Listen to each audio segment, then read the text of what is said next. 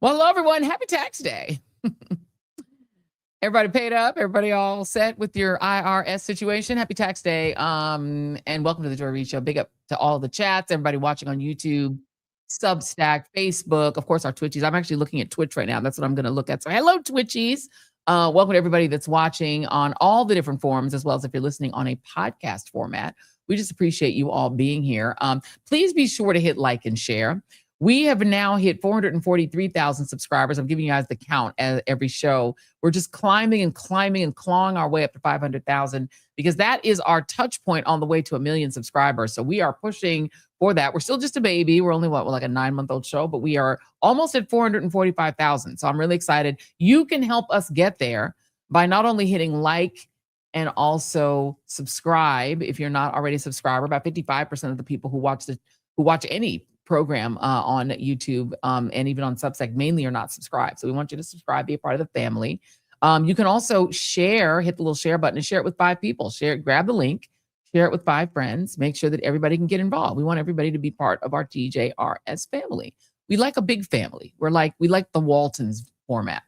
We want to be like the Waltons. Like, hello, John Boy. You can see obviously that you guys, I have on my new pair of Von Tail fabulous frames. I see some people in the chat's already noticing. Pretty fabulous. And the reason I'm wearing these, as we mentioned on Monday, is that over the next few days, over this entire week, I'm going to be introducing 3 of my favorite Von Tail frames exclusively available at our friends at shopredbag.com. And it's a partnership between us, the Joy Reid Show, shopredbag.com, and Von Tail Eyewear. And if you do not know Von Tail, lots of people, when I got these glasses and started trying them on, people said, oh man, I love Von Tail Eyewear. Because they are a fabulous Black woman-owned company that was founded by 2 brilliant women who set out to solve a problem, right? The best business solves a problem. So they wanted to create frames that actually fit the faces of people of color. We'll have wider nose bridges, longer temples. And so they make these glasses with proportions that are designed to be comfortable on our faces and to give you the confidence of looking fabulous and fierce without the pinching, then when they slide down your nose, all that kind of stuff. Just beautiful design that celebrates culture, color, and individuality. And here's the best part. When you shop at shopredbag.com, you are not just buying something beautiful, you are also investing in brands and creators who reflect your community, who reinvest in the community. It's a platform that's all about discovery, culture, and supporting diverse founders. So a lot of the people who have their businesses on shopredbag.com are people of color, immigrants, women. You get the idea. So on Monday, I tried on the Romari Bearden, the Block 2 1972 frames that celebrate Romari Bearden, the artist. And today, these are called the Amina Tiffany Black. They are fabulous. They're classic on the outside, but let me show you guys inside what they look like inside. I don't know if you can see this, but the inside has this fabulous green tortoise on the inside. Isn't this amazing? It's picking up nice and clear. Oh, it's gorgeous. So they're black on the outside. And then they've got this fabulous tortoise on the inside. So they're fierce. Even if you accidentally drop your glasses, like, oh, I dropped my glasses. People are going to be like, baby, those glasses are fabulous. Even when you pull them off your face, they're fabulous. So that's what I'm trying on today. And I have to say, I definitely like them. I feel like very regal in these glasses. I don't know what you guys think. I think they're I liked my Mondays were fabulous too. But these are so popular. They're actually currently sold out on shopredbag.com and they're on back order, which tells you lots of people love them. But if you're feeling them, they are Amina Tiffany Black. I want to hear your thoughts. And here's how you do that. You're going to grab a quick pic of the screen. Let me let you get a picture. You look fabulous. Got it? Fabulous. Okay, you got that. And just write down Amina, Amina, Tiffany Black. And next Monday, after you've gotten to see all 3 frames, don't decide yet. You remember the Monday.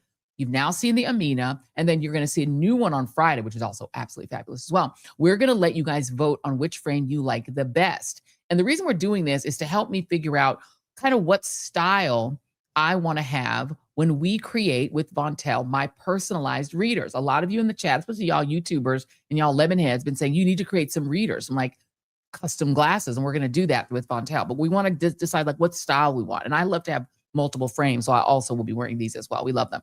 And because you're part of the community, if you are interested in purchasing these frames or the frames you saw on Monday, you can do so if you go to shopredbag.com and then at checkout, just use the code JOY. They'll give you 10% off the order. Okay, one piece of housekeeping. So do that. Just go on, use JOY at checkout, shopredbag.com. They'll give you 10% off. Fabulous. Okay.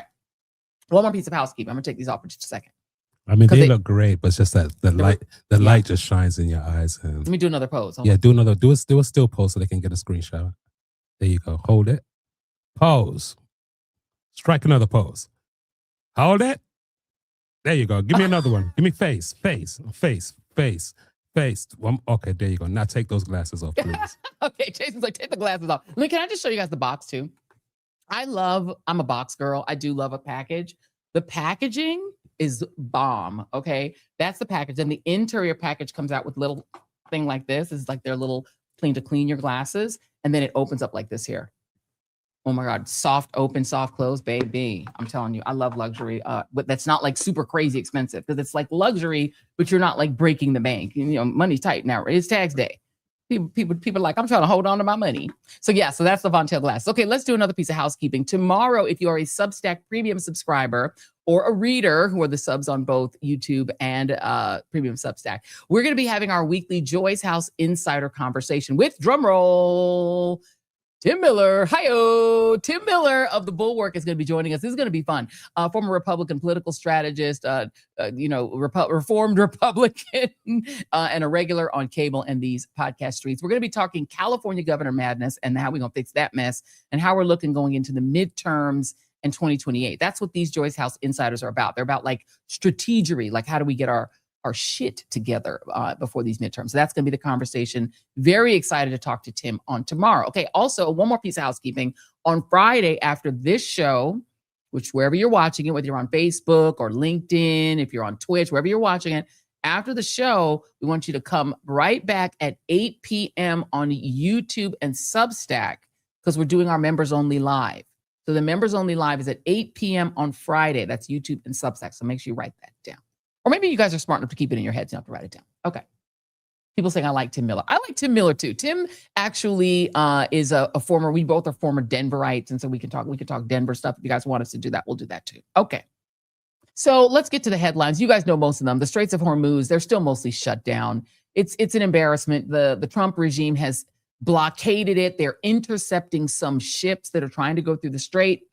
But some ships are actually getting through because it does seem like China is able to get their ships through. So people are sort of, I'm going to show you a little bit later, sort of conflicting headlines on that because it doesn't make much sense. Meanwhile, the Iranian government, they have taken to just daily mocking and trolling Trump via their various embassies around the world who are retweeting this AI mockery. And I mean, Tanzania, South Africa, their embassies all over the world are just mocking him. But the main one that you guys have seen have been these Lego mockeries of Trump. Here's the latest one that's mocking Donald Trump's apostasy and sacrilege in which he pretended to be Jesus. Here it is.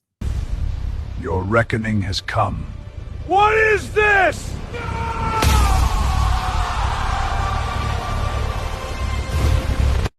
He got thrown into hell.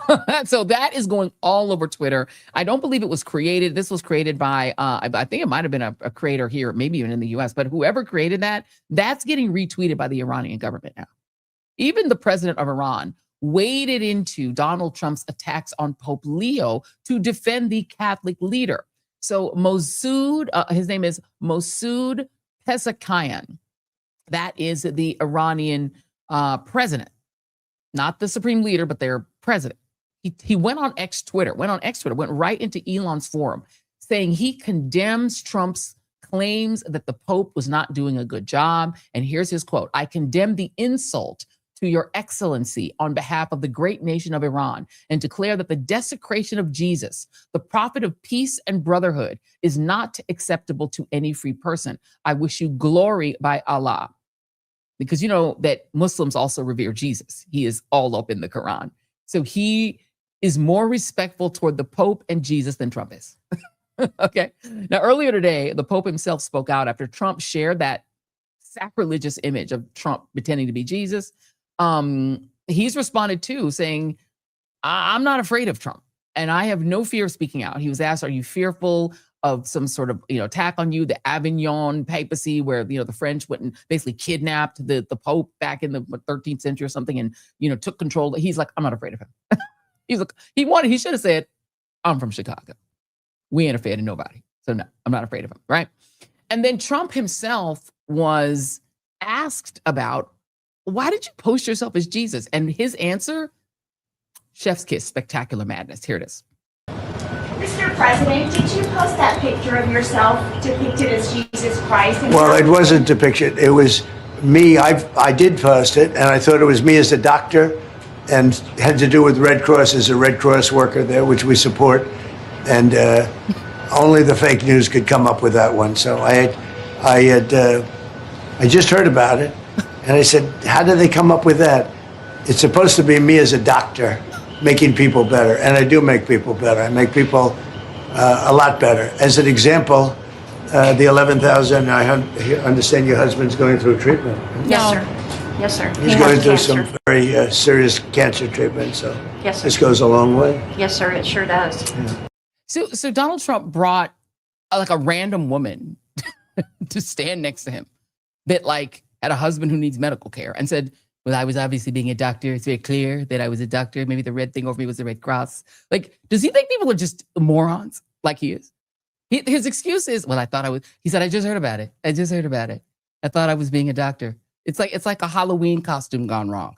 Oh, I thought that was a doctor costume. I know it was in a package that said Jesus costume, but I thought it said Dr. Jesus. Come on. Here's how that meme is being sublimely mocked on these internet streets. Here it is, A3.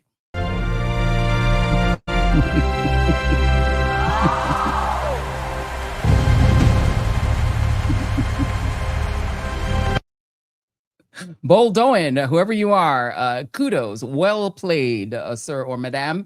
Yeah, because the only way Donald Trump is a doctor is that he's reaching in the till and stealing all the money from cancer patients. Because you do know that he canceled all of the money that had been allocated for the big cancer moonshot that President Biden created. He's like, yeah, F that. I need that money in my pocket.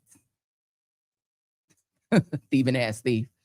So let's try the next person that maybe could try to do a good defense. Like JD Vance, you're up to the till. Let's see if JD Vance did a better job trying to defend his boss man, since he's done such a great job helping Viktor Orban get not reelected after 16 years and all of his other exploits, which has made him actually the most unpopular vice president poll-wise in American history since the beginning of polling. But you know what? JD, give it a shot. Let's hear it. Look, I think the president has the prerogative to set American foreign policy. He's got the prerogative to set American immigration policy. He has to look out for the interests of the United States of America. And that inevitably means that when the Vatican comments on issues of public policy, sometimes there's going to be agreement, of course, and sometimes there's going to be disagreement. I think that's a reasonable thing, Brett. I don't think that it's particularly newsworthy, but I certainly think that in some cases it would be best for the Vatican to stick to matters of morality, to stick to matters of what's going on in the Catholic Church, and let the President of the United States stick to dictating American public policy. But when they're in conflict, they're in conflict. I don't worry about it too much, Brett. I think it's a natural thing. I'm sure it'll happen in the future, and it's not that big of a deal that it happened in the past. Not that big of a deal. Okay, let's go through this a few things. JD, John Donald. What's your name? John Donald Heyman, John Donald Heyman, whatever the hell your name is. Okay, because it's not JD Vance. You're the guy who was running for vice president of the United States, a secular office that has nothing to do with whether women marry or have children. But you spent much of that campaigning against childless cat ladies. What in the hell does that have to do with you, with the vice presidency of the United States? Literally nothing. You spent part of your campaign lying about constituents in your own state, because you were a senator from the great state of Ohio, lying and saying that Haitian American immigrants in your own home state were eating people's cats and dogs. What the hell did that have to do with your office? Now, the Pope, first of all, he shouldn't meddle in affairs of state. Do you understand that the United States has an actual ambassador to the Vatican, an ambassador to the Holy See? Why do we send an ambassador to the Vatican? Do we send an ambassador to the Presbyterian Church, the heads of the Presbyterian Church? Do we send an ambassador to the head of the Lutheran Church? No. Vatican City is its own governmental city, its own governmental entity inside of Italy, separate from the Italian government. It has ambassadors in and out. It is treated effectively as a state. And that is why we send ambassadors there, Donald James, whatever the hell your name is. So you don't even understand the Pope's job. So his job is not just to speak to matters of morality, which he's doing when he says that the wars that you and Donald and crazy ass Pete Hegseth, who we hope is sober on a good day, the wars that you're waging and the genocides that you're enabling, it's literally his job to speak to the morality of that. That's literally his job. And on the case of theology, he would know more about that than you. But you keep on lecturing him, just as you did his predecessor, Pope Francis, not just on American policy, but on morality. You have taken it upon yourself, John Donald James Hayden, whatever the hell your name is, to lecture the Pope in the past, both popes, Francis and Pope Leo, about their job and about the Bible and about Catholicism and Catholic doctrine. And you've been a Catholic for like 5 minutes. You're such a light Catholic. You've been a Catholic for such a short time that the book you just recently wrote that talks about your conversion to Catholicism, which happened like 4 minutes ago, you couldn't even put a picture of a Catholic church on the cover. The church you depicted on the cover of your book about converting to Catholicism was a Methodist church whose constituents and members have never heard of you and don't know, or they've heard of you, but they've never met you. You never been to the church. You didn't even bother to attend the church so that you could at least have a semblance of connection to that church before you put it on the damn cover of your book. So I think the phrase I'm looking for you, James Donald David Hamel Donald, whatever your hell your name is SFTU. Let's throw it over to the Iranian embassy. They've got another post, the Iranian embassy. And look, we hate to say, this is the Iranian embassy in Thailand. They're doing them in all the embassies all over the world. They've said that, Trump maybe is Trump 2028, $20.28 a gallon gas. Because they've got a better sense of humor than you. And one of the pieces that is really interesting, and I'm going to talk to our next guest about it, Iran is winning the meme wars, guys. It's arguable they're winning the actual war and they're winning the meme wars. For sure, they're winning the messaging. For sure. Because the reverse messaging has been a disaster. But on this subject of the papacy, the Pope versus the regime, it's like Pope 100, regime nil.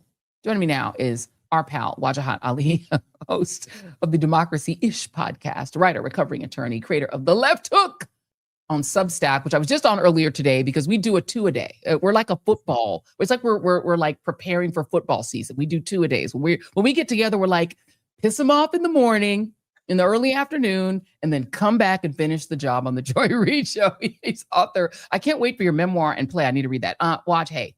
Joy, you were on fire earlier today, and I recommend everyone go and listen to her at The Left Hook. I'm not shamelessly just promoting this episode because she was like Angela Bassett's character from Waiting to Exhale, but the end, spoiler alert, literally with the cigarette, throws it, and the car explodes, and she just sachets away. And that's, you're reflecting the righteous rage of a growing majority of people who want to burn down this AI crypto Epstein class, these grifters, yes, these frauds. And you're seeing the crack show now with MAGA, right? They lied to their base about no more wars. You got an unfriggin' winnable war in Iran where, yes, Iran is winning this war. It's painful to say they're crushing us when it comes to the Lego movies. They're crushing us when it comes to the memes. They're even doing better when it comes to elevating the American Pope. The Iranian foreign minister elevates the American Pope more so than Donald Trump, who thinks the Pope is like Batman and has to fight crime. They lied to their base about the Epstein files because this mother effer is all up in the Epstein files. Come on. They lied to their base about bringing down grocery prices, his increased grocery prices and oil prices with his failed trade war that we've all forgotten. And by the way, it's all a big incestuous circle jerk because all these dudes, the Epsteins, the David Sachs, the Elon Musks, the crypto bros, the Witkoffs, the Palantirs, the Alex Karps, they're all part of the same club, making money off of our misery as factory workers are literally collapsing in Amazon workhouses. You got Bezos' wife saying, I'm not going to apologize for being rich. Here's my daily gratitude list. I'm not making this up. There was a New York Times puff piece on Laura Bezos talking about her gratitude and happiness as Amazon workers are dropping dead. You can't make this shit up, Joy. Can you go back and tell the story? Because earlier, Waj was giving me the news. Like I was like, so I was not paying attention to it, and I missed this completely. Please tell this Amazon story, Waj, because it's absolutely batshit. All right. So couple of days ago, about a week ago, in the Oregon Amazon warehouse facility, a worker drops dead. As the worker's dead body is there, lifeless on the floor, other workers said they were instructed to look away and continue working. The Amazon spokesperson said, no, that's just misinformation. We had 3 people come in and try to administer CPR. He died of natural causes. But more and more, this story is gaining mainstream, especially today, because people have reached out to the workers and like, no, they told us to look away and keep working. You can't make this up. And this weekend, Laura Bezos, the wife of Jeff Bezos, they had a $50 million wedding in Venice. She comes up with this puff piece in the New York Times. Can't make this up, telling rich people to stop apologizing for being rich and talking about how they have a gratitude list and they wake up every day in their $240 million cottage with a gratitude list. And then just today, Amazon's like, let's settle for $200 million for, pollution. And on top of this story, I was telling Joy this. She goes, what just happened? I was in the makeup chair for an hour. You had another young man do a Molotov cocktail at Sam Altman's house. Sam Altman is the deranged CEO of OpenAI. And then you have another Molotov cocktail being thrown at a Tesla sales dealership. And I'm telling y'all, I see the signs, Joy. Yeah. And I'm seeing people. Oh, the other one I told you about, the man who filmed himself burning down the paper factory, which he works at. And he then says, all you had to do was pay us a living wage. And he says he was inspired by Luigi Mangione. How long do you think the 1% in the Epstein class can stay safe in their castles and their cottages, Joy? Not long. At a certain point, they're going to do what white South Africans did. In South Africa, they just built their homes behind really high walls because they had no intention of actually sharing the wealth with the indigenous people of South Africa. They were like, oh, no. We're just going to treat you as slaves, but we'll just live behind really high walls. That's where we're going. They're going to not be able to walk around on the streets. They're going to have to just barricade themselves in, I guess. Yeah, but look, you can't run. The only place you can go is space. So I want you to go to space. Please. Go to space. Bye. Bezos, Musk, Thiel, go Please. to space, go terraform Mars, go, integrate with AI. I have faith in you. Inshallah, you can do it. You guys are brilliant. You're geniuses. Go for it. Bismillah, assalamu alaikum. See you in space. Shooting star. Or go to the bunkers and stay there and stay secluded. But look, what we're witnessing today was some good news, Joy. You saw Live Nation lose their loss. The jury ruled against them, despite the Trump administration intervening. The jury said that Live Nation, Ticketmaster are engaging in monopolistic practices. That was a huge loss. Yeah. And Trump administration came in and tried to help them. They lost. Then you saw 1,000 A-listers in Hollywood literally sign a letter saying we are against this Paramount a Warner Brothers merger that is orchestrated by Larry Ellison and his Nepo baby son, David Ellison. Oh, the single largest donor to the Friends of Israel, a Broligarchy, who is a massive donor to Donald Trump and supports Netanyahu in Israel. And by the way, also bought TikTok. And then you're seeing more and more people with this rising rage. And then you saw Kathy Hochul, who was a center-left Democrat, being literally bullied by Zoran Mamdani, chef's kiss. And he's like, hey, you rich billionaires who did not leave after I won. Guess what? Your second house worth $5 million? We're going to tax you and take that money and help our budget. And New Yorkers like, that's dope. So I sense it in the air, Joy. Like, I talked to you earlier today. We saw the patterns with Brexit, the rise of Donald Trump and MAGA. We saw Hungarians come out. We saw the downfall of Orban. You're seeing violence. You're seeing these victories. I think people are done with the 1%. And if Gavin Newsom thinks he can be president by saying the billionaires are part of my big tent, you ain't part of my tent, Gavin Newsom. Good luck. Indeed. As a matter of fact, Tom Steyer, who is seen as kind of maybe the saving grace in California after the mess that the leadership in the Democratic Party made of that race by anointing Eric Swalwell without vetting him, or maybe even like asking around some, aides on Capitol Hill if he was a good candidate. Tom Steyer is going to have a challenge. We're trying to get Tom Steyer to come on and talk on this show and be interviewed on this show. Young people in California are looking at him funny, even though he's a great environmentalist, because he's a billionaire. People are just literally now just saying, are you a billionaire? And for some people, that alone is too much.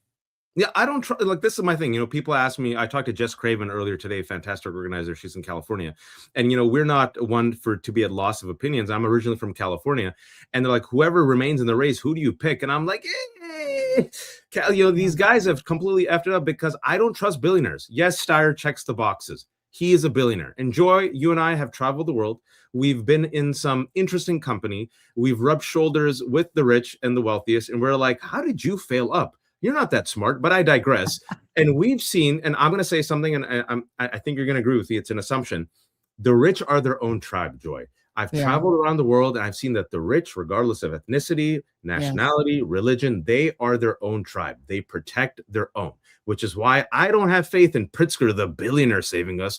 I don't have faith in Bloomberg, the billionaire, saving us. And I'll be honest, Steyer as a billionaire saving the day, I don't trust it, Joy, even though he checks a lot of the boxes. And I hope I'm wrong. It's tough because the Democrats, and look, Nancy Pelosi has earned a lot of respect, but people just decided if she says it's Swalwell, that's it. And no one gave it a second thought. And you had 11 other people running in, no strategy, no plan B. But anyway, we're not going to do California for right now. I want to talk about the media just a little bit and some of these sort of interesting takes here. The first one is I do want to talk a little bit more about these parodies, right? And so the BBC did interview one of the creators of all of these parodies that are going after Donald Trump. Let me play a little bit of the first one. Jason, this is A6. This is the one about him being a fake Jesus. Here it is.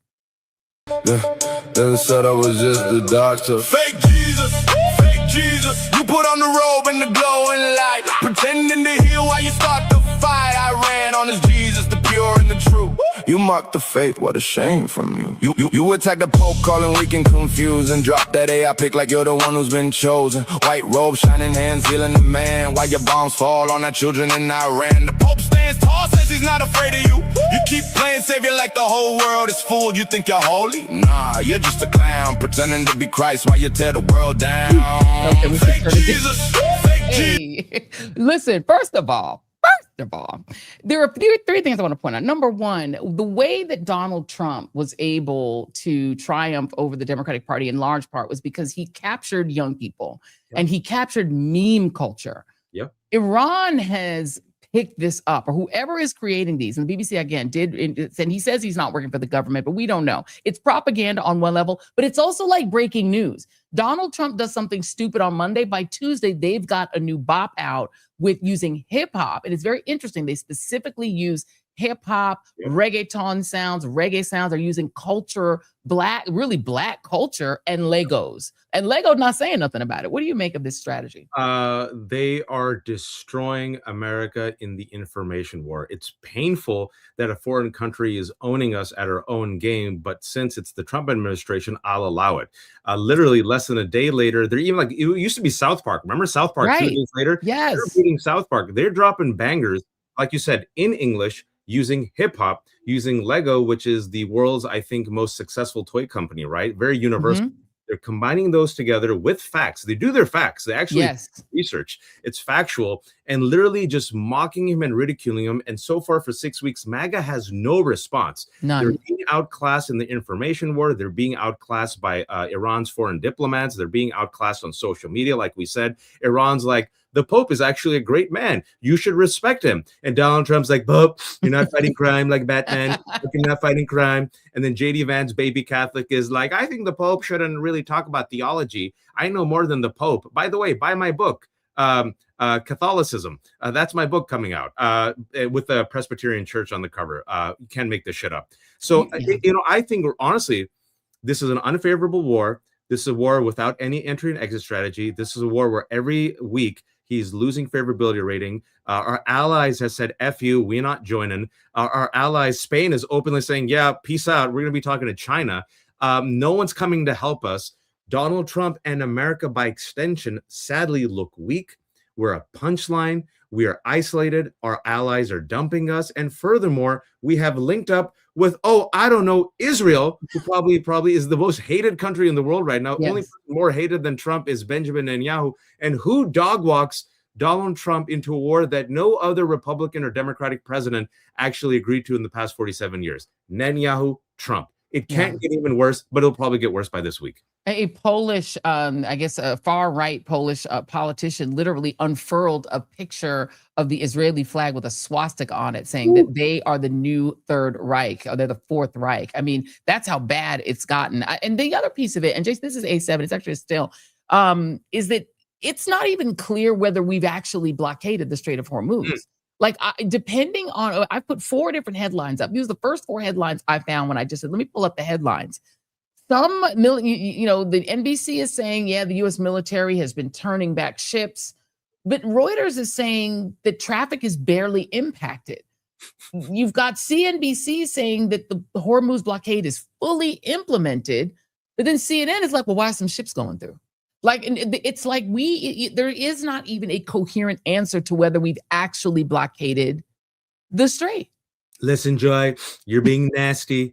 I have blocked the Strait of Hummus. It's thick and garlicky. I put in some red pepper. The Strait of Hummus is completely clogged up. We don't need the Strait of Hummus. We don't need it. We're America. We're the hottest country right now. Who cares about it? It'll open up. The Strait of Hummus will open up magically, which is why I'm sending 10,000 troops to open up the Strait of Hummus, okay? By the way, the regime is friendly. The regime loves us, but they have to be destroyed. And we've already won the war, but that's why we're doing negotiations, okay? Stop being nasty, Joy. I'm actually not even making it up. That's almost exact quotes of Donald Trump. Said. I mean, literally, but if there was a Strait of Hummus, like, I'm actually really for it. And I think they should not blockade it. Let me have all of it. in my head, that's what he says. It's Strait of Hummus. Strait of Hummus. He probably thinks it's what it is. Yeah, it has garlic. I don't like garlic. It hurts the breath, but the Strait of Hummus will open it up. We have the best hummus. It's just give me some celery with it, is all I'm saying. It's unwinnable. It's an unwinnable. This is the problem. The psyche of Donald Trump. He's a disciple of Roy Cohn, one of the most evil human beings of the 20th century. Roy Cohn taught him, even when you're wrong, you never say you're wrong. You attack, right? So that is what Donald Trump learned. Even when I'm wrong, I'll never say I'm wrong. I'll deflect and I'll attack. Also, he has the world's thinnest skin. He has weak knees, weak chins, and weak cankles, right? This is a man who always needs more. It's Festivus every day. More. He cannot be content. He's a president, still not content. He has billions of dollars off the crypto grift, still not content. He cannot appear to look weak. That's the mindset of these fragile white men who surround him, cosplay crusaders, right? Pete Hegseth sits there with all his cosplay crusader tattoos, but then a photographer takes a photo of his butt that makes it look big. He gets rid of the photographers. They're all weak. So because this man is so weak, so fickle, so insecure, so self-loathing, he can't admit to the world, I effed up. So he doubles down. He takes the shovel and goes, let me just dig myself out of it by digging down. And so we are all held hostage by a vain, fickle vulgarian who refuses to admit what everyone else knows. Bro, you effed up. Just get out. Just say something. Just come out and say, I won. Iran sucks. All of our allies are gay. You suck. You suck. You suck. I won. Everything's great. And we're like, okay, fine. Bravo. You won. Let's move on. Have Pakistan give him like a little award. Pakistan will give him an award, and then move on. But he refuses to because of his ego, Joy. Yeah, Imran Khan wouldn't have, but the new guy definitely will. Let's awesome Munir.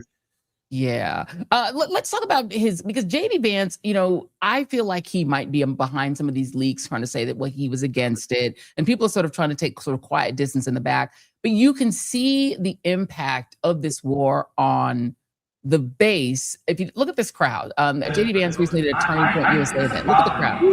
When he speaks on issues today, frankly, even when I disagree with how he's applying particular principles. So the most obvious example is, I mean, that was like 25% of those seats, if that, were filled. This was a Turning Point. Turning Point USA used to easily fill a space like that.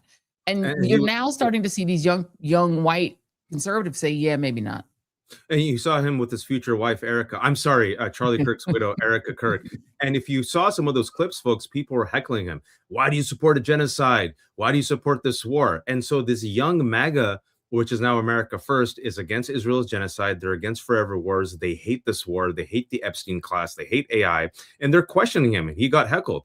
And so JD Vance is stuck. And I'm so glad you mentioned the media, because if you saw last week, God, the corporate media, they're just such remoras. They're such reeks. They still haven't learned. They were laundering his reputation for him. JD Vance, who was skeptical, goes to Pakistan. Yes. I'm like, no, he is utterly complicit. He is utterly complicit, because what we got from the reporting was everyone, around Donald Trump said that Benjamin Netanyahu was selling you bullshit. That was the words of Marco Rubio. You had Radcliffe say it was farcical. You had Vance saying, no, this is not going to work. But at the end of the day, Donald Trump said, I'm going to trust my gut. And all of them were complicit. Well, boss man says we got to go to war. So be it. So this man's so complicit that as a Catholic who's coming out with a book on Catholicism, he is literally, for his boss, Donald Trump, going against the Pope, and saying that the Pope doesn't know more about theology than the Trump administration. I refuse to give him any passes. And the fact that you saw a little bit of corporate media do that, JD Vance, who was hesitant, goes to make peace. I'm like, shut the F up. And also send JD Vance to Israeli elections, because whoever JD Vance touches dies. Pope dies, peace treaty dies, Orban dies politically. Send him to Israel. Indeed. And let me give you a couple more examples, because we are on the brink of White House Correspondents' dinner, which is, I'm not going, but they're going to have a mentalist, or yeah, they're kind of like a hypnotist or something, because they're too scared to have somebody make fun of Trump. But I want to just go through a few sort of items here. So the new Hungarian prime minister went on a channel that had actually banned him as an opposition leader, and he went at them. He said, I realized that you would not let me come on here and he said this, he said, we are no longer going to have a North Korean style Orban media monopoly. Okay. I'm going to put a pin in that. That is what's happening in Hungary, where they have done a full 180, a full heel turn away from Orbanism. And he said, yeah, no more of that kind of media. Meanwhile, in our country, Waj, I want to show you a difference. We asked our wonderful interns to pull me. I said, pull me an alternate headline to the Fox headline about our latest murder strike in the Caribbean. These are murder strikes. This is illegal. It's war crimes. Fox represented the killing of another set of people in a boat, which they are lying about. And it says, U.S. military kills 2 suspected cartel operatives in latest Eastern Pacific lethal strike. So they're taking the administration's word for it. The Associated Press, which is still neutral and thank God still alive and still calls it the Gulf of Mexico, says another boat strike in the Eastern Pacific Ocean leaves 2 dead, U.S. military says. That's more of a clean, neutral headline without sort of presuming in the headline, because people just read the headline, will think, oh, well, those people were cartel operatives. That's right. There's no evidence of that. None. And so far, I'm so glad you brought up Venezuela, because I want to remind you all that over 120 people have been killed by the United States without due process. And most of these people are fishermen. And we have a video of 2 people literally hanging onto the side of the boat, which is a war crime. Instead of being saved, Pete Hegseth ordered a double tap strike. Everyone's forgotten about that war crime. And then he said, someone else did it, not me. Let me blame someone else. And so far, we have had no evidence that these are drug traffickers, no due process. Donald Trump says, I have the power as king. If I say that someone's a terrorist, I can kill them. And what I was telling people, Joy, was watch this thread, because Pam Bondi several months ago said, we're going to do to Antifa and these domestic terrorists what we're doing to Venezuelans. I'm like, kill them without due process? And that's exactly what they did to Renee Nicole Good. That's what they did to Alex Preddy. So what happens abroad is now coming home. The war on terror has come home. The type of green light that Americans gave to the military-industrial complex, let's be honest, to go kill Muslims and brown people and terrorists. Well, what did world's smallest violin for Kristi Noem, former DHS secretary, refer to Renee Nicole Good as? Domestic terrorists, right? I want you all to see it's all connected. So the more we allow this to happen, the more we allow 120 people without due process to just be straight up murdered by the Trump administration. And now it's expanded from Venezuela to Ecuador. People have forgotten that because it's Iran war. So we've joined Ecuador in killing drug traffickers. No proof, by the way. And recently there was a article. It only lasted in the day for like 1 day, because we have 47 crises at all times, that Pete Hegseth said he was, going for a drug smuggling operation in Ecuador, bombs a dairy farm. How many people have we killed? How many future terrorists has the Trump administration created? And also look at Iran. You've strengthened the theocracy. You've replaced the older, dying Khamenei with his now radicalized, wounded son. Oh, by the way, you kill his family. And then you killed 165 girls because of outdated AI, sent the Tomahawk missile on a school. And oh, by the way, both Democrats, I know there's Democrats who listen to this, but I always spit facts here. Democrats and Republicans are still in bed with Netanyahu and Israel and AIPAC, as Israel is occupying southern Lebanon and has displaced 1 million Lebanese people. Joy. Yeah, I'm going to just let you know right now, since you gave me some news earlier, I'm going to give you back some news. So a vote to try to stop the Iran war fails in the United States Senate again. Democrats are saying they're going to keep trying, but they couldn't get the votes once again to try to stop this president from raising and from waging an illegal war. It fails once again. I don't know how hard Democrats are fighting, but clearly not hard enough. Let me get one more question for you before you go. Do you expect the White House Correspondents Association to address, as you said, the genocide that is now spread to Lebanon? This is clearly they're waging a Gaza-style genocidal campaign against Lebanon, clearing it out so that they can have it. They want to annex southern Lebanon. And do you think that let's say they don't address that? There is yet another journalist who's been killed. The Committee to Protect Journalists, if you can put this up, Jason, A11.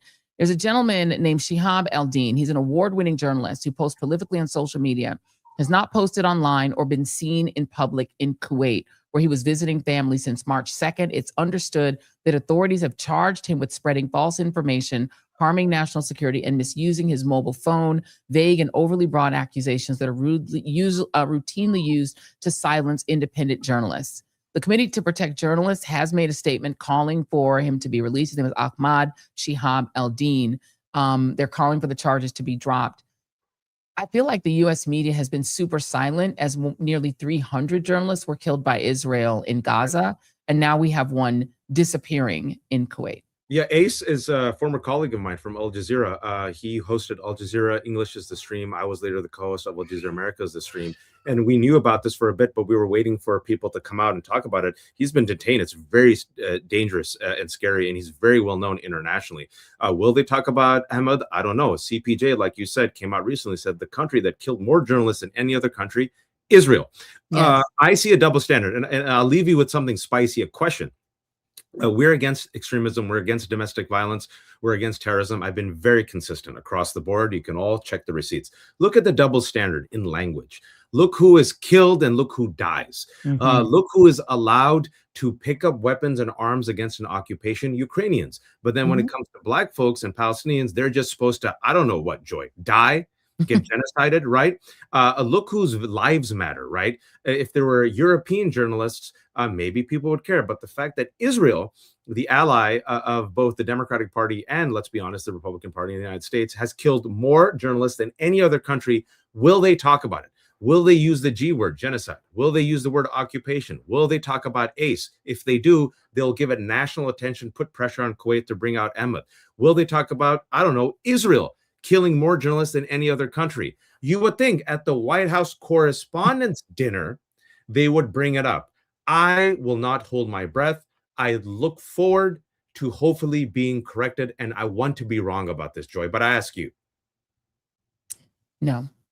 My assumption is they will not. And that is why I vowed never to go back to that party. It feels quite self-serving. And those are the kind of issues that don't get addressed. And so what's the point, right? In the end, what's the point? If we're not going to, as journalists, stand up for Don Lemon, stand up for Georgia Fort, stand up for the nearly 300 journalists killed by Israel in Gaza, stand up for your friend Ace. If we're not doing that, what's the hell? What the hell is the point? Can I end you with this real quick? I know we got to go, but I've been joking about this since the first Trump administration. Some dark humor I've been telling a few friends, and I always imagine this. All right, so he wins. They put us in camps. We're going in camps, right? Brown people, Black people, whoever they don't like. And the journalists are going there because he's called the enemy of the people. So I said, okay, once they put us in camps, you and me will be like The Great Escape. Shout out to a great movie. I'll try to be like Steve McQueen, but fatter. And so we'll put someone else on a motorcycle and we'll try our best to get out. Meanwhile, let me tell you what these correspondents and journalists will do.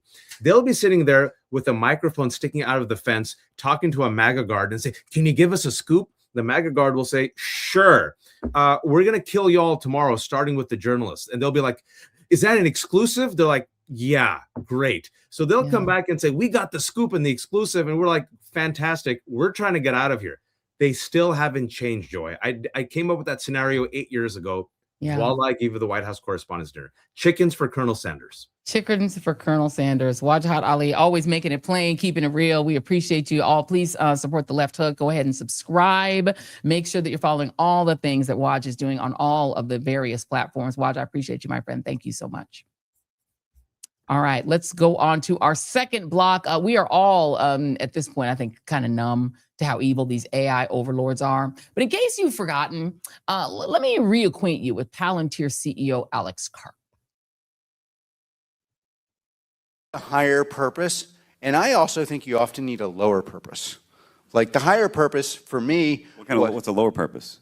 Well, I love the idea of getting a drone and having light fentanyl-laced urine spraying on analysts who tried to screw us. So that's my lower purpose. And, yeah, but, and others. And you wonder why people have turned against the AI Broligarchy. But what about the supposedly good CEOs, like OpenAI CEO Sam Altman, who initially brought OpenAI to market, saying that ChatGPT was going to be the good guys. We were going to be the good, positive version of AI. Here's some testimony he did in 2023 before the U.S. Senate Judiciary Committee on Privacy, Technology, and the Law. Like with all technological revolutions, I expect there to be significant impact on jobs, but exactly what that impact looks like is very difficult to predict. If we went back to the other side of a previous technological revolution, talking about the jobs that exist on the other side, you can go back and read books of this. It's what people said at the time. It's difficult. I believe that there will be far greater jobs on the other side of this, and that the jobs of today will get better. I think it's important. First of all, I think it's important to understand and think about GPT-4 as a tool, not a creature, which is easy to get confused. And it's a tool that people have a great deal of control over and how they use it. And second, GPT-4 and other systems like it, are good at doing tasks, not jobs.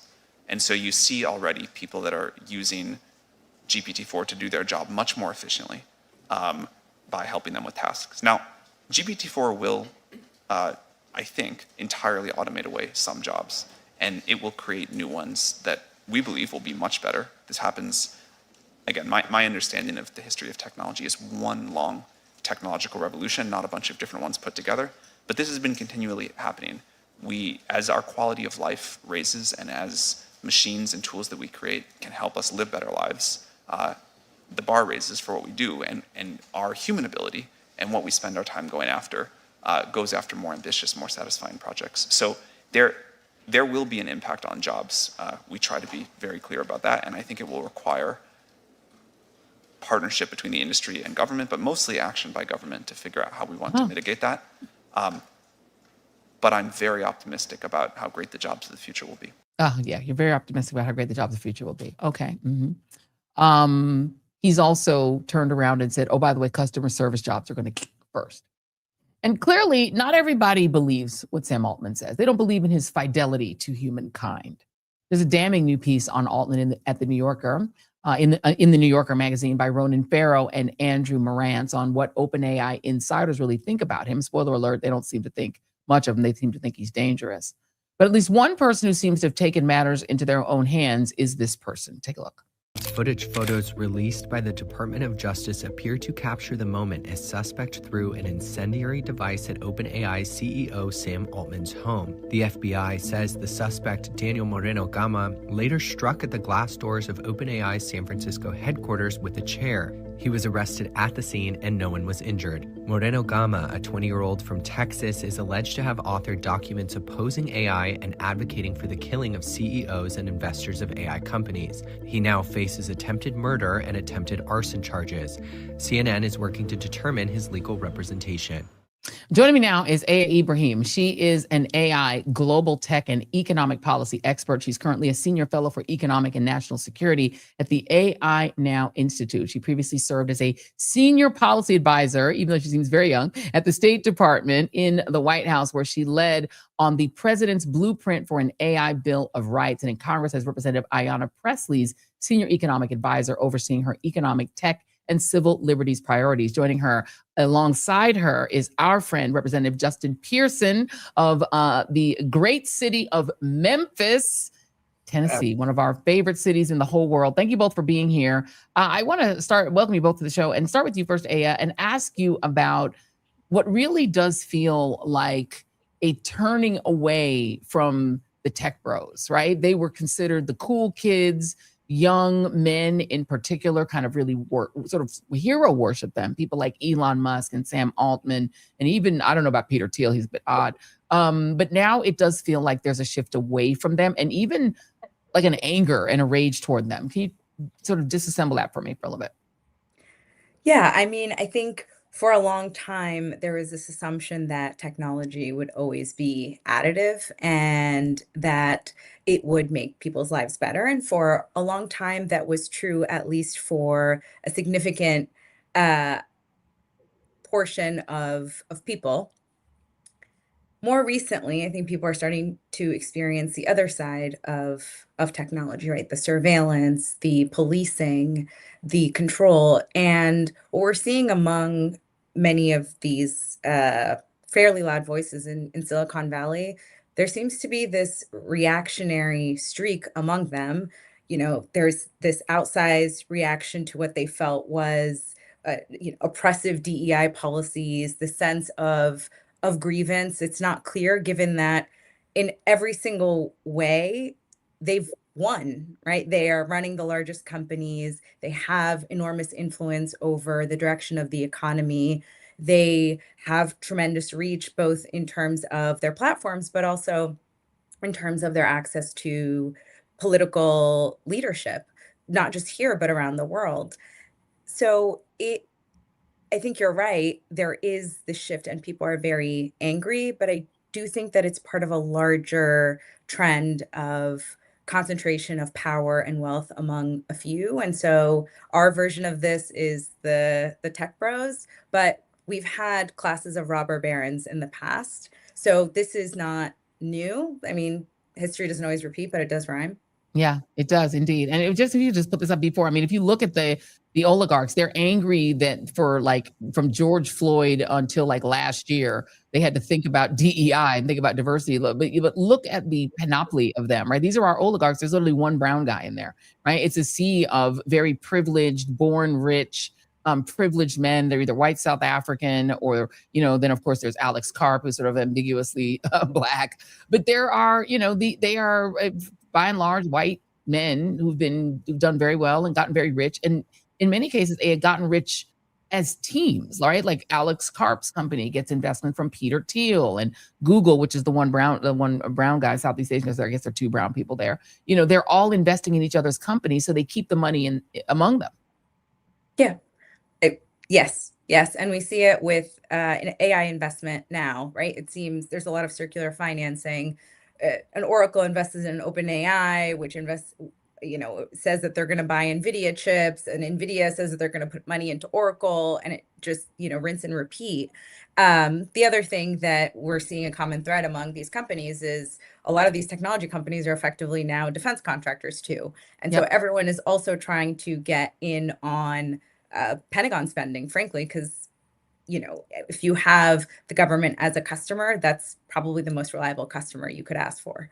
Yeah, absolutely. The greatest wealth is made. People think the greatest wealth is made through entrepreneurship. It's actually made through government contracts. Most millionaires are made through government contracts. Representative Pearson, the other thing they all seem to have in common is that they really don't care what the factories, right, the sort of industrial base of their businesses does to humans. Unfortunately, Memphis is now finding out firsthand what it's like when the AI boys come to town. Talk about that. Yeah, I mean, we are dealing with a world where billionaires are in control of democratic institutions, and the deleterious effects of AI and their pollution are having the worst impact on communities that are already suffering. Black communities of lower income, with lower wealth.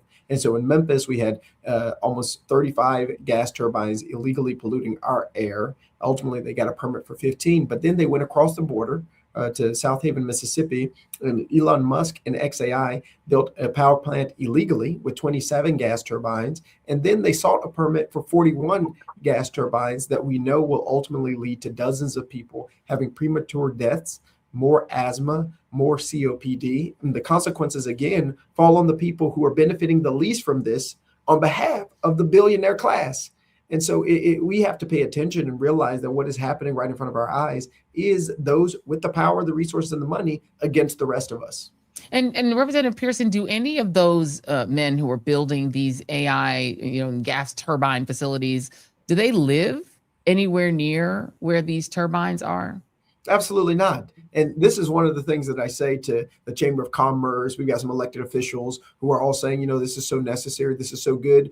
Build the power plant next to your house. Right. Don't build it 3 miles away from my wife and I's house. Go put it right next to your house. Because if I agree with you that this is a necessary economic engine, then prove it by you having to deal with the impacts and the implications of more kids going to the emergency room. When in our district, we already have the most children in the state of Tennessee in the emergency room for respiratory illnesses. This is environmental racism, this environmental injustice, and it is all to benefit the wealthiest, already most powerful people in the world. And I think more people are catching on to this reality, and that's why they're fighting back. That's why they're resisting. That's why they're showing up. And that's why they're even unelecting some people who are supporting data centers. Yeah, and you talked about the robber barons earlier. I mean, this is the new robber barons, right? But at least the old robber barons were building railroads, which can get you from one place to another. These guys, they're not building anything other than tools which make you stupider, right? There are studies that show that particularly young people and children are becoming almost like a frog in a boiling pot, like losing the ability to reason, losing the ability to do basic research, relying on Grok to answer simple questions, or Chat GPT to do simple tasks that normally would have taken more cognition. Like, it's not making us smarter. And then on top of it, the other business, as you also alluded to, that they're in is war and surveillance. Those are their two most lucrative businesses. So they're polluting our communities and then literally using the technology to surveil, to spy on, to track us with, to allow ICE to track us. They're literally surveilling the same people they're hurting. I mean, that's exactly right. Robber barons used to build things, and where they leverage their market power to, exploit. I think that this class of robber barons uses that market power to extract. They're extracting your data, they're extracting value, they're taking your creative work, your intellectual property, they're using it to train their models and making money off of that.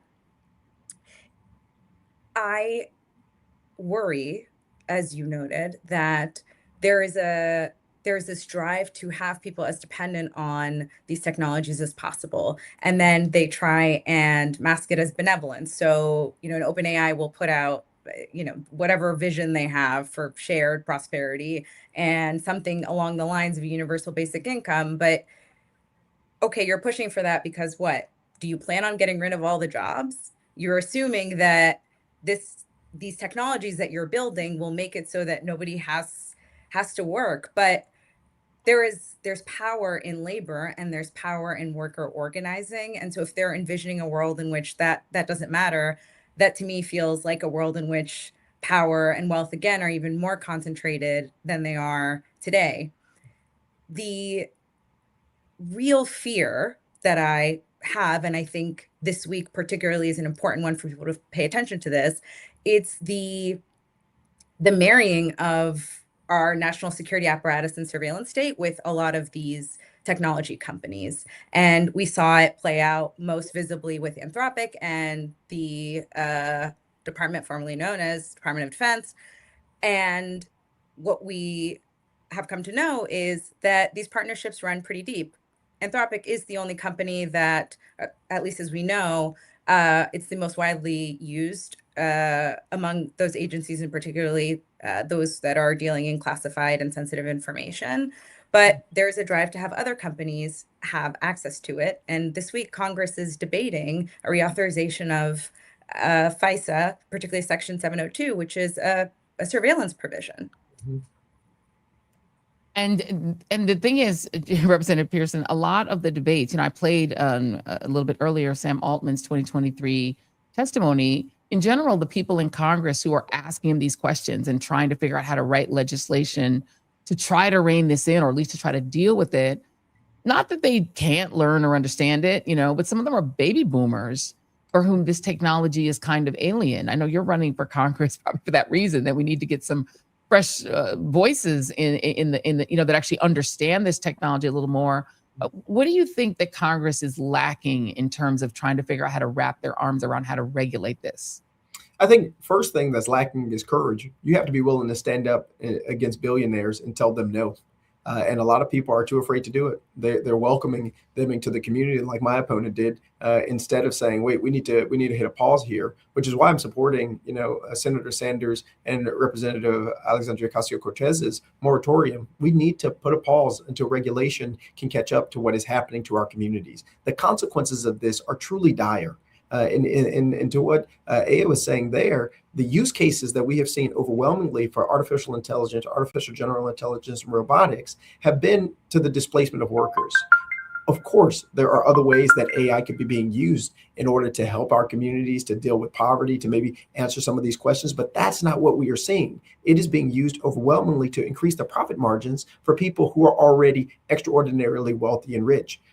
Congress has a responsibility to regulate this industry just like we regulate everyone else. We need better regulations for pharma, but we have some. We need better regulations for fossil fuel companies, but we have some. We need better regulations for the sugar industry, but we have some. AI has been able to corrupt our democratic institutions, lowercase d, to the point of the presidency to be able to be allowed to run their businesses with complete deregulation, with no idea or understanding about the consequences that is going to have for our humanity. This is real in people's labor and people's access to health, with an EPA that's being gutted. And it's also that the people who are in power aren't doing the work to understand this. They're trying to deal with it at arm's length when you have to be really aggressive in addressing this, because you are up against people who have more wealth than half of the world. Yeah. And aren't they all, aren't they literally stealing water? Literally. People are competing for fresh water with these plants, and the people regulating it on Capitol Hill, most of them, as I said, they're boomers. They don't even really understand what's happening. Yeah, you have age and a totally different generation. That's one thing, but you also have them benefiting financially. You have people in Congress who are trading stocks with these types of companies, who are benefiting from investing in Raytheon. And so when Raytheon is trying to get a contract, right, that also then uses Grok or with the Department of Defense, it becomes much more intertwined. And so they're not really looking and seeking those solutions. But you think about Memphis, the Memphis Sand Aquifer, the freshest, purest drinking water in the United States of America. Now, billions of gallons of our drinking water is going to be used to cool plants. Drinking water. This is absurd. And we can't allow for these companies that say they have all of this power and all this money to continue to abuse our natural resources and the communities like the one that I represent for their profit margins. We have to put people over the profits of these companies, point blank, period. But you have to have people who understand these issues in positions of power in order to fight for our communities. Yeah, and listen, before y'all come at me in the comments, I love my boomers and I love my oldies. I love my oldie goldies, but it literally is a generational challenge that your grandchildren and children are going to have to deal with for generations, which is why, and I want to come back to you on this, because what I've noticed even among Jason, our kidults, they're young, but a lot of them are just actually not that excited about tech, right? You're starting to see younger people go to old-timey tech to say, I don't want anything to do with this, and sort of turning against AI, turning against technology, because I guess they can see the harm, right? I mean, you had Melania Trump walk out with a robot who she bragged could replace teachers. There are a lot of young people graduating from college to be a teacher. And now they have to face the idea that they're going to be replaced by a robot, machines replacing all sorts of jobs that younger people who are trying to graduate from college and start their lives will not be able to have. So how much do you think that the danger that younger generations are feeling is about the surveillance piece and about the threat? And how much of it is about just losing your ability to live your life because robots take over? I mean, I think it's all of the above. This is the first generation of digital natives. And so they have come up in a world where this technology has always existed and it continues to evolve. So I think there's just a natural fluency and skepticism that comes with that fluency. The other thing is, this is a generation, if you look at their economic prospects, they're not particularly great. Yep. When many of these tech leaders talk about how this technology is going to transform the workforce, they often point to jobs that are entry level. We've seen firms do mass layoffs. There was another announcement, I think today, Snap laid off several thousand people or is going to lay off several thousand people. So there's both the we are going to automate or use AI to eliminate some entry-level work, but then there's also the use of AI to get more productivity, to get more work out of workers. But for 40 plus years, there has been this growing gap between the wages that we pay people for the work they do and the sum of the work that they do, the value of the work that they do. And the advent of this technology is just going to supercharge all of that. There's no conversation about, okay, well, we're going to get more productivity out of our workers. Well, are we going to pay them more? So I think that this generation just understands all of those pieces. And as we saw with the TikTok debate, right? They understood the different forces pushing in different directions to try and influence people's understanding of why a particular platform might be problematic. There's a reason that many people turn to it, because they felt like they could get information that they wouldn't get otherwise. And, you would know better than most, the increased media consolidation. You have a handful of people that own everything that's supposed to provide information for folks. So, across the board, they have good reason to be suspicious. They also see the writing on the wall in many ways, and they haven't been able to establish themselves financially and even politically just yet. So whatever disruption is going to happen, it is going to be acute for them. Yeah, indeed. This is a really important conversation. I hope that you guys will come back and talk about it more, because this is what we're going to be dealing with moving forward, particularly on, look, there's a reason they pretended to rename it the Department of War. They're not trying to defend anything. They're trying to use this technology because they have to pay for it, right? They've paid all these big contracts out. They want to use it. And that's the reason they're fighting wars all over the country. We'll get into this war when we bring you all back. Ibrahim, thank you so much. We appreciate you. Where can people find you if they want to find you online? Oh, I think she froze. Thank you for having me. Of course. And let's go to our friend Justin J. Pearson, representative. Where can people find you if they want to support your campaign for Congress? Yes, please go to votejustinj.com. You can also find me at Justin J. Pearson on all social media platforms, TikTok, Instagram, Facebook. Would love to have your support and just appreciate you, Joy, for the opportunity to talk about this very important issue, because what we're going is not tenable. Amen. Amen. Let's give Aya one more chance. Let's let folks know where they can find you if you want to share where we can find you online. Just at the Aya Ibrahim on Instagram and TikTok. Substack. Fabulous. Same thing. Yep. Thank you very much, both of you. Thanks so much. Have a great rest of your day. We're rooting for Justin. Look, I don't have to be unbiased. Now I don't work for corporate media. I'm rooting for Justin in that congressional race. Let's take a quick ad break, because we have some amazing sponsors. And the Joy Reid Show, this episode is brought to you by our friends at Quince. Now, I've been doing my little spring reset in my closet. I told you I did my pantry closet this weekend, but before that, I was doing my closet because, it's springtime. We got to do spring cleaning. And one of the things I'm definitely focused on is quality, not quantity, right? You just got to build that wardrobe. You want pieces that are going to last, that are well made, that are versatile, that are easy to reach for every day, that you don't have to think too much about, but that look amazing. That is why I keep coming back to Quince. The fabrics feel elevated, the fits are fabulous and thoughtful, and the pricing, it actually makes sense, particularly on this tax day when we're trying to watch our coins. Now, Quince makes beautiful everyday pieces using premium materials like 100% European linen, organic cotton, and super soft denim, with styles starting at around $50. Their spring pieces are lightweight, breathable, and effortless, the kind of things you can just throw on and instantly look put together and amazing. And that same focus on materials carries over to their accessories, like their leather bags, which are made from 100% hand-woven Italian leather, and honestly look way more expensive than they are. Quince works directly with ethical factories and cuts out the middleman so that you are paying for quality, not that big brand markup. Now, I want to show you guys the outfit that I'm going to be wearing tomorrow. This is my fit for tomorrow, guys. This is my Quince that I'm going to be wearing tomorrow. I'm doing an interview on Maury Povitz's show. This is like kind of classic, and this is what I'm going to be wearing. This is fabulous. This jacket, it's black. It's a beautiful sort of cable knit.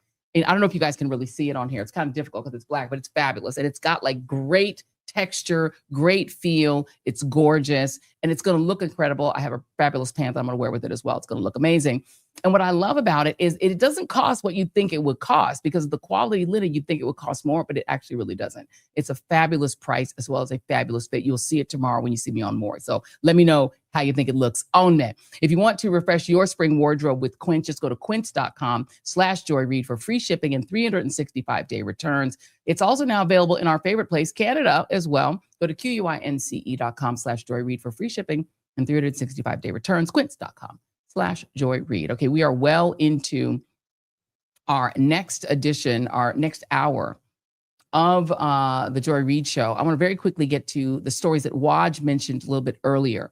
This new wealth tax, this is C1 for you, Jason, that Waj mentioned. This is happening. Mayor Zoran Mamdani tweeted with Governor Kathy Hochul to announce that what they're going to do is they're going to add a surtax, a surcharge on people's second home. If you have a second home in New York City that's worth $5 million or more, that's the only people who are going to be impacted by it. They're going to receive a surtax to try to close the budget gap, the budget deficit in the city. So this is one thing that he promised, and he's doing it. And now recently, Mamdani, who just got through his first 100 days, he did a press conference in which he was asked the question of whether his tax the billionaires policies are running rich people out of New York City. And I really want you to listen to what he said. Here it is. I actually had a New Yorker turn to me and self-identify as someone who would be taxed by this proposal. They said, I'm a millionaire, and is it true that you want to raise taxes on me? And I said, it is true. And they said, well, I would leave. I said, I don't think you would. They said, why not? I said, because we're looking to raise income taxes on the top 1% by 2%. So for $1 million a year, that's an increase of $20,000 in taxes. And when I told them the amount, they realized that it wasn't enough to actually make them change where they would consider their residence. I think what we've seen for far too long is the city hasn't even advocated for itself when it comes to Albany. And what we are going to do is exhaust every option to make it clear that the time has come to reset the relationship between the city, its wealthiest residents, its most profitable corporations, and with Albany. And I believe that together we can get there. And they're not leaving. Because again, I think when people hear you're going to tax the millionaires and billionaires, you think, oh, you're going to tax them. No. If you have $1 million extra laying around, that's going to cost you 20 grand. That's nothing to these people. And they're not going to leave because New York City is a great city, the greatest city in the world. They're not leaving. Okay. Let's go and mention that we are in hour 2 of the Joy Reid Show. I want to remind you guys that we are doing our insiders only chat. I'm sorry, our members only chat on Friday. So we just want to don't forget that. And also that we're going to be doing that Thursday bit on the Joyce House Insiders with Tim Miller. That's tomorrow. But I also want to note that we have one more amazing sponsor who is, there we go. That's the Tim Miller. That's tomorrow at noon. So if you're on Substack, it's Substack only. So if you're not a member yet, a premium member, that's the time to do it. It's like $8 a month. It's really not that expensive, but this is the way you can talk to Tim, because I like you guys to ask questions. So if you're going to do this tomorrow, you're going to be in that chat. Please come with questions for Tim, because we want you all to interact as well. We don't want it to just be me yapping. We want it to be both of us. And then of course there'll be the insiders only chat or the members only chat on this show on Friday after the show. So throwing that in. But I also want to note that our second sponsor on this fabulous show is our friends at 120 Life. Now, we all know that the biggest quiet health problem that's damaging people's bodies every day and that almost no one knows is happening is high blood pressure. It's a huge risk. It's the number one risk factor for mortality. Half of all adults, 1 in 2 have it. So the question is, do you know your blood pressure? Most people don't. That is a problem. So stop guessing about your health. One thing you should do is you should have a blood pressure monitor in your house. If you don't have one and you're over 40, or especially if you're over 50, you need to get one of those. Second idea for you is to try 120 Life's 14-day experiment on yourself or someone that you care about. All you have to do is get that blood pressure machine, measure your numbers, and then measure them after trying 120 Life for 2 weeks. That's when you, your friend, or family member should realize that it's actually working. Many people see improvement in their blood pressure in as little as 14 days, 2 weeks. 120 Life is a once-a-day functional drink made with ingredients that help support healthy blood pressure. It's not a pill or a stimulant. It's not like a trendy wellness gimmick. It tastes great, it's refreshing, and it's made from a blend of super fruit juices. Fits in your daily life. And here, let me show you the powdered version. I actually like the liquid version the best, but the powdered version is very low cal, just 1 gram of fat, 1 gram of sugar. 1 gram of sugar, meaning it's a smart option if you're also trying to watch them sugars, because you don't want the blood sugar to go high. Over 1,000 health professionals have supported or endorsed its use. It's increasingly becoming a go-to natural tool in clinical settings, not just wellness circles. If you'd like to try it, go to 120life.com. That's 120life.com and use my code JOY or the code REID for 20% off. You can try it risk-free for 2 weeks. If your blood pressure doesn't come down, they'll give you a full refund. So go to 120life.com, use the code JOY or REID to save 20%. Don't wait till next month. There's nothing to lose except your high blood pressure. So go ahead and do it. 120life.com, use the code JOY or REID and take that discount, 20% off. These statements have not been approved by the Food and Drug Administration. This product is not intended to diagnose, treat, cure, or prevent any disease. It's just meant to make you better. All right. So let's go into a little bit of, we don't do too much theology. Again, we believe in separation of church and state. But since the regime is trying to establish a theocracy, we have to break down what it is they're doing. And of course, this is our third Wednesday of the month. And so this is the Wednesday in which we battle against white Christian nationalism. Okay, so let me go into just a little bit of background on some of these theological issues. So in the Bible, the books that are called the Thessalonians, Thessalonians, I think it is, Thessalonians. The Thessalonians 1 and 1 Thessalonians and 2 Thessalonians, they are a series of letters that were written by Paul, the former Saul of Tarsus, who went on had the conversion on the road, that guy. He had the conversion on the road to Tarsus, that guy. He wrote a bunch of letters to the churches in a place called Thessalonica. I'll show you the map. Thessalonica. It is a place in Greece called Thessalonica. So he's writing to these churches because these churches were dealing with a lot of stress. They were being persecuted because they were following this, kooky woke man Jesus, and they were being persecuted for it. They were also very anxious. This is, remember, Paul lives way after Jesus is gone. And these folks in Thessalonica are very anxious about when Jesus is going to return, AKA Armageddon. So I want to read you a couple of these verses. A quick thinking Twitterer posted to apply to your president. You can see it on the end there. And this is from 2 Thessalonians verse 2 and 3. All right, here it is. Do not be so easily disconcerted or alarmed by any spirit or message or letter seeming to be from us, meaning the collective sort of Jesus church, alleging that the day of the Lord has already come. Let no one deceive you in any way, for it will not come until the rebellion occurs and the man of lawlessness, the son of destruction, is revealed. He will oppose and exalt himself above every so-called God or object of worship. So he will seat himself in the temple of God, proclaiming himself to be God. Okay. He will seat himself in the temple of God, proclaiming himself to be God, the man of lawlessness, the son of destruction. Seems appropriate to what Donald Trump is up to. And while he may be able to convince his most well-paid, most faithful supporters that he really just did mean to pretend that he was a doctor. Put this up in just a minute, Jason. This is D2. So a bunch of these very prominent Christian nationalist, right-wing Christian content creators put up almost identical defenses of Trump. I don't believe the president intended to depict himself as Jesus when he posted. He is a believer, after all. I do appreciate that he deleted it, something President Trump has rarely done. Graham Allen, I don't believe the president intended to depict himself as Jesus when he posted it. He's a believer, after all. Ali Beth Shockey, I don't believe Trump that he tended to. You see what I'm saying? They're all saying. Donald J. Harris, personally, I don't believe that the president intended to depict himself as Jesus when he posted. He's a believer, after all. They all posted like the same thing. Ali Beth Stuckey is the other one. It's weird, right? Maybe it's just a coincidence. Just a coincidence. How does this explain, though, the fact that Donald Trump didn't do this? This wasn't the first go-round with him portraying himself as someone related to the church, right? Look at this AI. Remember this one when he posted himself after Pope Francis died? This is what Donald Trump put on his Truth Social.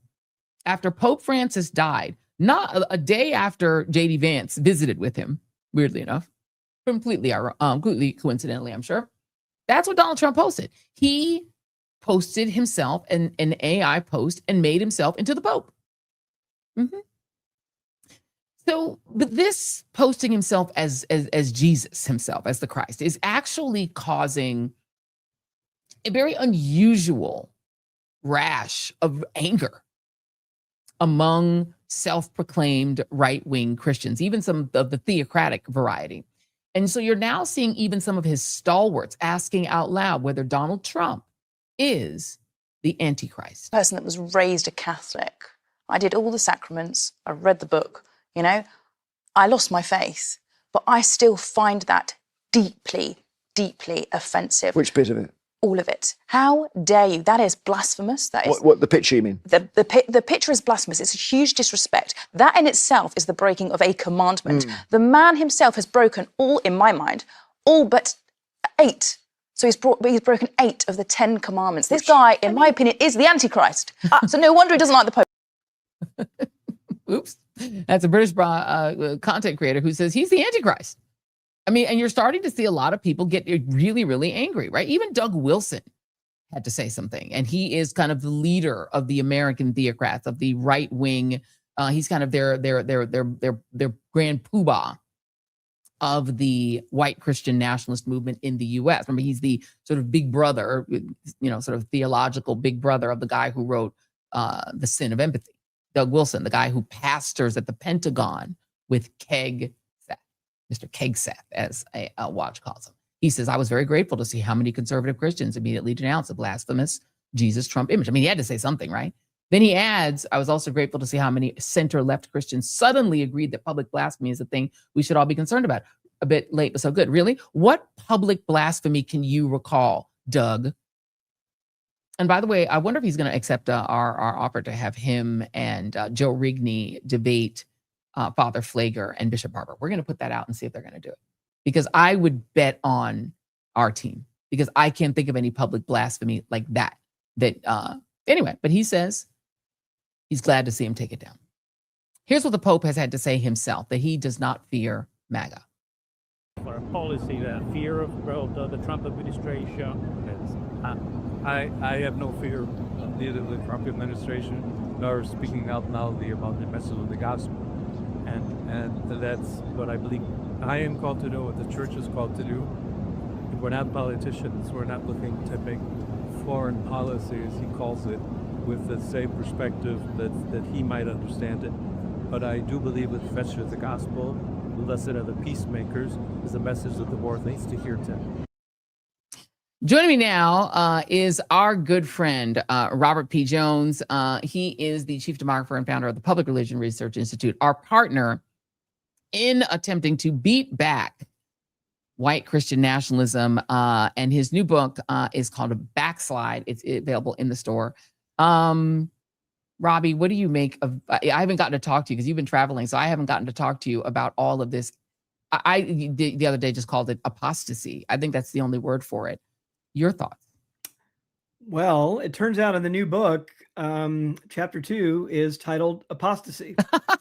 Great minds. I mean, dude.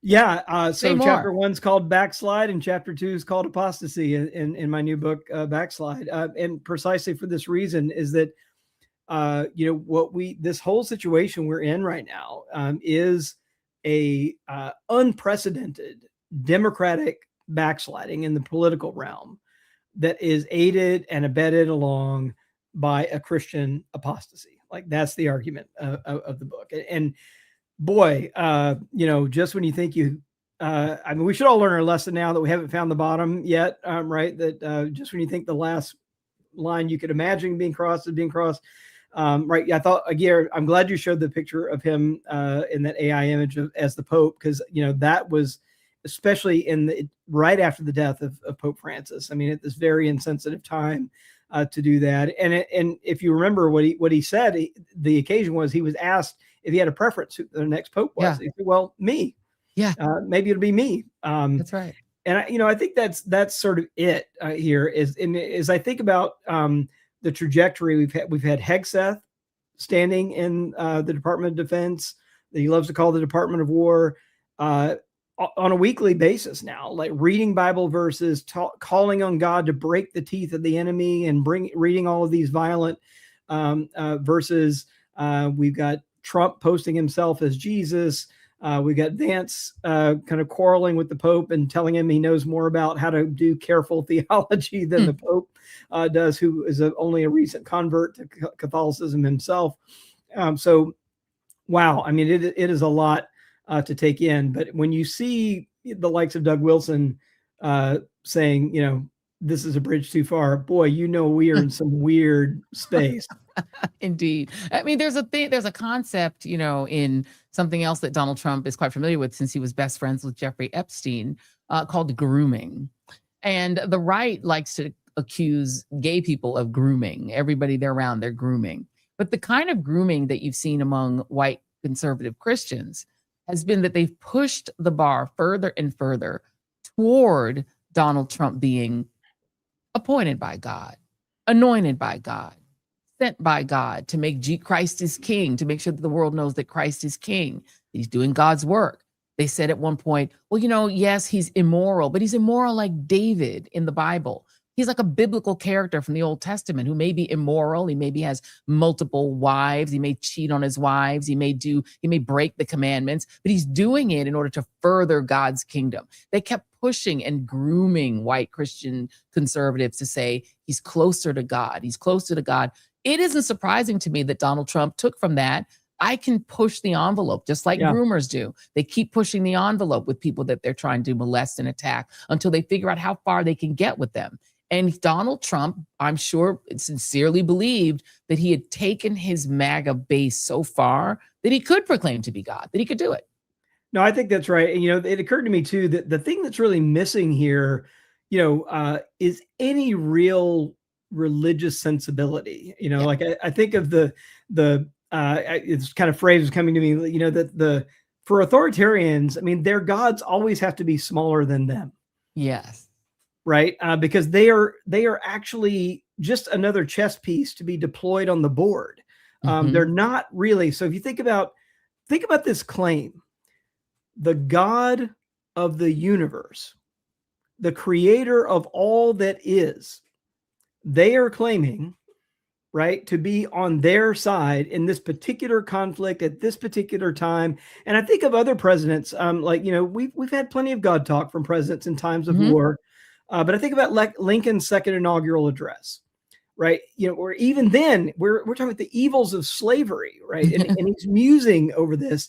And even then Lincoln has what I would call like a sense of piety, a sense of awe, a real religious sensibility where he has to say, look, the Almighty has his own purposes. And like, that's the fundamental religious sentiment, the sense of awe, deference, humility, you know, that you can't claim that God is on your side. The best you can do is try to be on God's side. And I think that's the real difference here, that we hear Pope Leo saying, look, God does not bless violence, right? Even if you might be able to say, you know, this is morally permissible under a kind of serious theological kind of scrutiny, which they, by the way, have not even begun to do. No. But even then, God would not bless it, right? As if God's on our side, right? Even if it's something that might be like morally permissible to do it. But that sense of deference and fear, right? The fear of God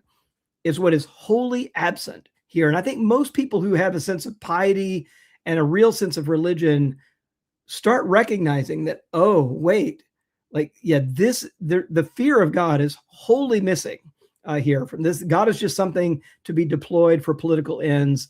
Or another way I thought about Trump in particular is the other image I had was like refrigerator magnet theology, right? Where Trump just like, you know, those magnets you can buy and do poetry on your refrigerator. Mm-hmm.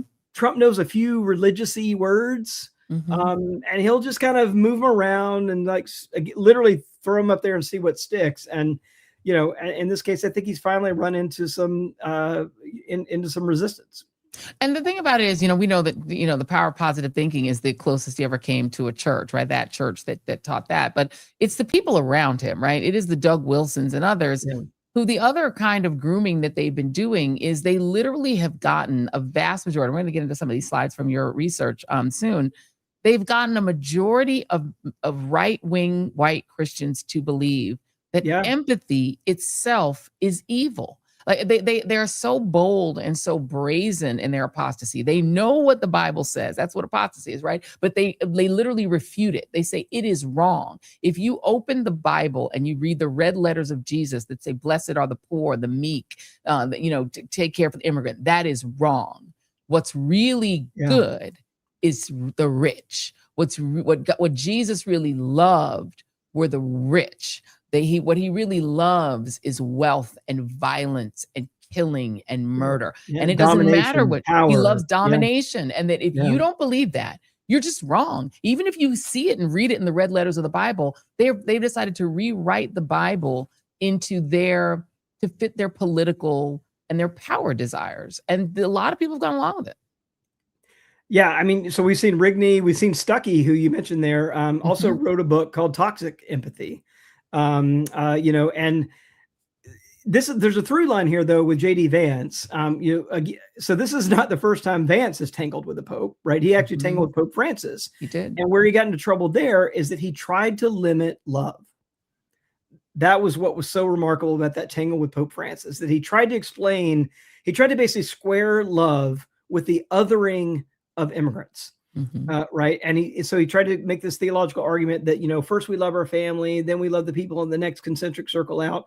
And finally, you get out here and we don't actually have to love anymore. Right. We can set these boundaries, and some people fall outside the boundary of moral commitment. And Pope Francis, who was much more, much less likely to kind of make specific responses, felt compelled to respond to that. And actually, and J.D. Vance quoted the Latin Ordo Amoris, which is the ordering of loves in Latin, and tried to make it sound all sophisticated. And he just got slapped down by Pope Francis. They're like, no, actually, that's not the way this theology works at all. You do not limit love in that way. And that's the same thing that this empathy thing is doing, right? It's about setting the bounds where some people are outside of our moral concern. They're outside of our moral obligations. They're outside of even the obligation to love our neighbors. And that is the cornerstone of fascism. And also, how dare they try to rewrite the Bible and say that, no, the Bible is what Trump says it is. The Bible is what Stephen Miller says it is. The Bible is what Kristi Noem says it is. What you think it is not, to the point where literally pastors on the right cannot teach Jesus in the church because they get accused of being woke, and people will not come to church and will not give if they teach Jesus's words. Like, well, that's woke. We don't like weak Jesus. We want mean killer Jesus, Can I say one more thing on this thing about that you said about grooming? It's reminding me of Hannah Arendt, German philosopher who was, actually fled Nazi Germany, and reflected and actually did a lot of reporting back in post-war Germany. And I read something that she wrote after the war, and she was talking about the way in which this thing you're talking about, this kind of creep, this moral creep that the Nazi party kept bringing people along. And first it was just this thing, and then it was this thing, right? And then it was all of it. Then it was the final solution, right? And by the time they kind of got there, people were so accustomed to just saying yes, right, to the great leader, that they kind of went along. And she made this like chilling evaluation at the end of the war. And she said, even people who went along for kind of pragmatic reasons, for power, who weren't the ideologues, who didn't truly believe, but she said, at the end of the day, they could not hold on to the moral dissonance. And they ended up actually coming along. And her words were, by the end, they didn't know how to tell the truth anymore, even if they wanted to. Yeah. Because they had so given themselves over. In the end, what is it that you think that what do you think they can really build? Because Doug Wilson has said he wants a theocracy. He has said that he wants a world in which non-Christians, including non-Protestant right-wing Christians, so even Catholics, could only worship in private. They could not do so in public. The public life would be reserved for right-wing Christians of his particular sect. Everyone else would have to go behind closed doors. He's like, Muslims can exist, but they cannot exist publicly. Everybody else has to go behind closed doors. Obviously, they don't believe that women should have the right to vote. They think that should go away because women have this sin of empathy. They are beset with this sinful empathy. And when they vote for like sad, empathetic things like preschool, like free preschool and healthcare, and we can't have that when taxes, and right. So women get no vote. There's a family vote that the man controls. They essentially want women to go back to being chattel. And he sort of laid out some of the things, the ways, and they now control the government. Russ Vought is the Office of Management and Budget chair. He's one of them. They run the government now. What's the end game in your view? What do you think their end game is? Well, what kind of country? Yeah, well, in the country, I think the key word here is caste and hierarchy, right? I guess the key two words here. And so there is a clear sense of a kind of pyramid of being, right? And who's at the top of that pyramid are white, straight, Christian, Protestant men, right? And then everybody else falls somewhere below that. So that's why the gender thing. That's why it's white Christian nationalism that they're pursuing. That's why they have no concern that most of the people they've gone after in their mass deportation are Christian. They just happen to be brown Christians and not white Christians. And that's why this household voting thing, repealing the 19th Amendment, it's all about men over women, white over black, Christian over everything else. And so that's the vision. But the one thing I would say is that we had a clue that this is not just a domestic agenda. This is an international agenda. So what was JD Vance doing in Hungary this past week? He was trying to advance this international agenda, right? And it's a vision of these kinds of states that are all in a kind of confederation. It's essentially a kind of Western, Reid white Christian nationalist federation of illiberal states. That's really what the end game is. And partly that's because if they can put that together, they can use that. And that coalition with the tech bros means none of that's going to get regulated. The corporations, the multinational corporations run amok, and they use this kind of ethno-religious ideology to kind of run it all. Yeah. And also they would counter things like BRICS, which is setting itself up as the global South's kind of NATO, right? They're like, we'll just make our own thing to counter that. Let me let you listen to this before we get into the research. This was one of many of these. I just picked this one. A lot of this content I've seen, and I want to just ask you as a demographer, as somebody who researches this stuff, if you believe this. This is D7. He can post this picture of himself depicting Jesus, and it's just straight up blasphemy. So now Trump and the MAGA movement have officially lost all my support. Ooh.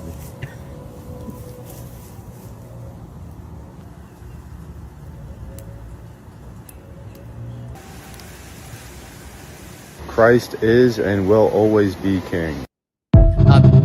That's plastic in there, my man. That's probably why it went up like that.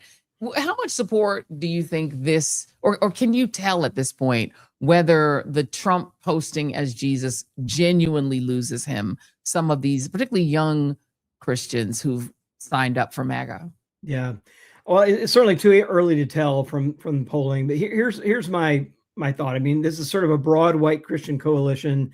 I would think that based on what we've seen, the white evangelical portion of that coalition, I'm not going to expect that many defections from there. I mean, they have been locked in. I mean, we have a trend that goes all the way back to 2015 before he started running. And once he gets to be the Republican nominee, his favorability among white evangelicals, I mean, you name any scandal we've been through in the last decade, 7 and 10.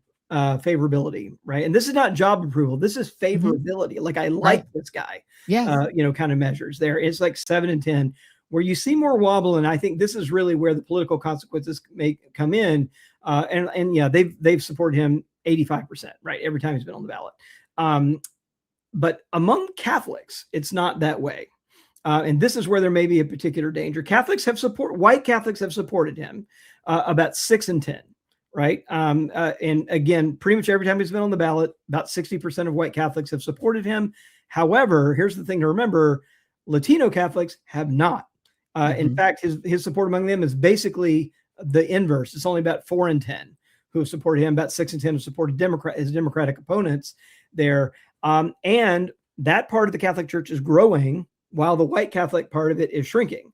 So over time, we're now looking at, white to non-white Catholics is about 55-45.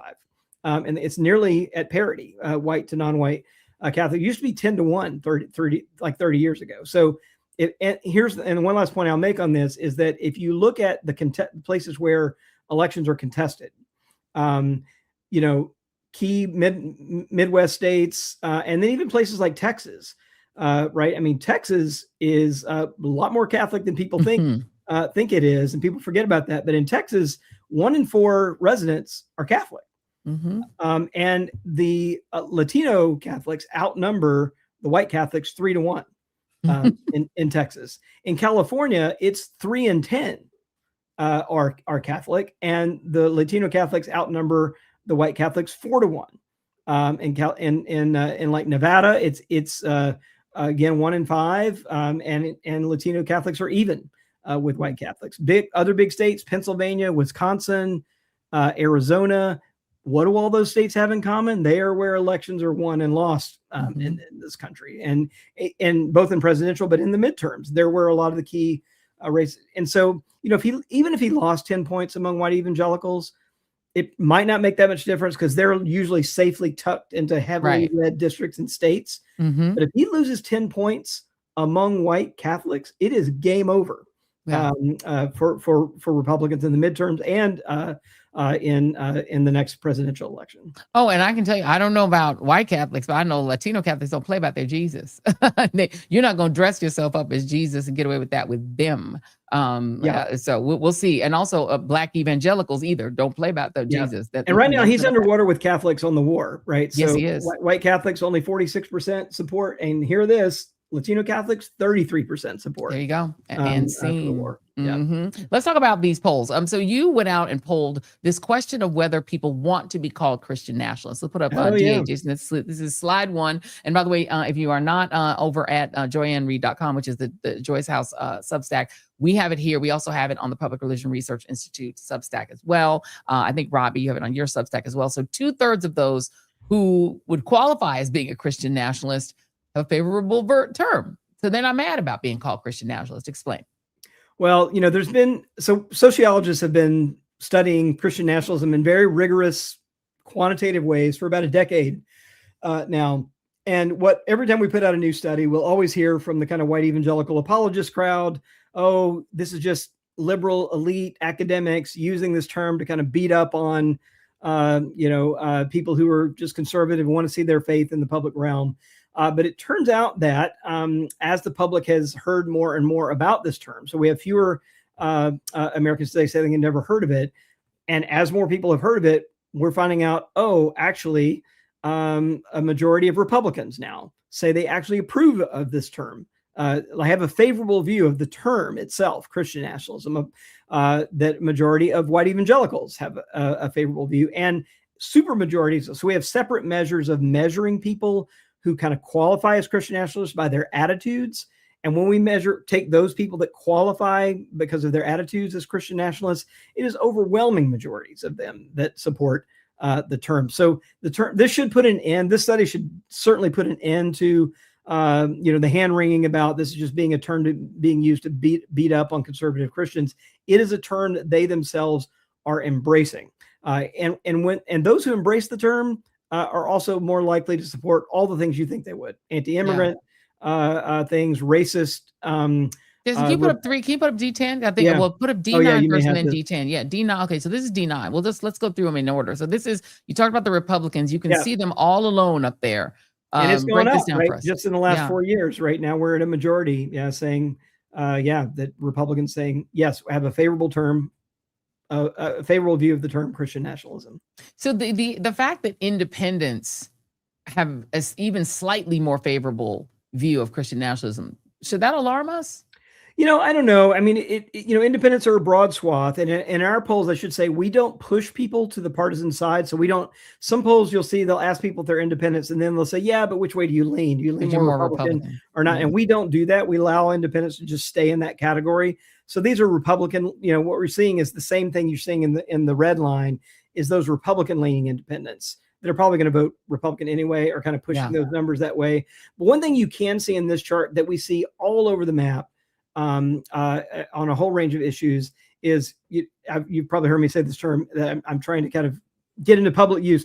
Asymmetric polarization, right? And it means that, yeah, we're polarized, but not evenly here. Yeah. You see independents much closer to Democrats on this issue, right? You know, there's like 10 points between independents and Democrats, and there's 30 points between independents and Republicans. And on immigration, on the war, on all kinds of things, this is what we're seeing. The MAGA Republican Party drifting farther and farther from the center into more and more extreme territory.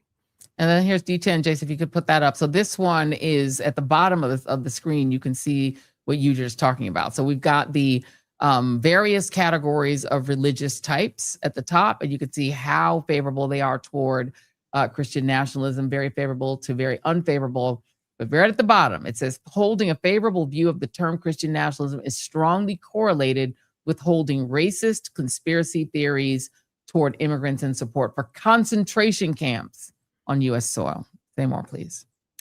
Well, you know, we've been polling on this, and I have to say, the first time we asked a question about internment camps on U.S. soil, we got a lot of pushback from people that we were asking such an extreme thing. And this was a few years ago we first asked about this, and lo and behold, you know, here we are, where this is a reality in America. But what we actually see that you can just take people who say, yes, I have a favorable view of this term Christian nationalism. They are more likely to hold that racist great replacement theory, right? That immigrants are coming into the country and replacing true Americans. Like, they're much more likely than others. It's essentially linear. The more happy you are with that term Christian nationalism, the more likely you are to support this racist conspiracy theory. And then even this question about whether immigrants should be rounded up and put in internment camps until they can be deported. Again, those who have a favorable view of Christian nationalism, much more likely than other Americans to say, yes, we're down with concentration camps on U.S. soil. So when Fox talks about these people, they try to say, if you're not for Trump, that, you know, you hate half of all Americans. Your polling shows me it's not half of all Americans. This is a relatively small percentage of people, right? Yeah, you know, and whenever their favorite line is, well, this is what people voted for.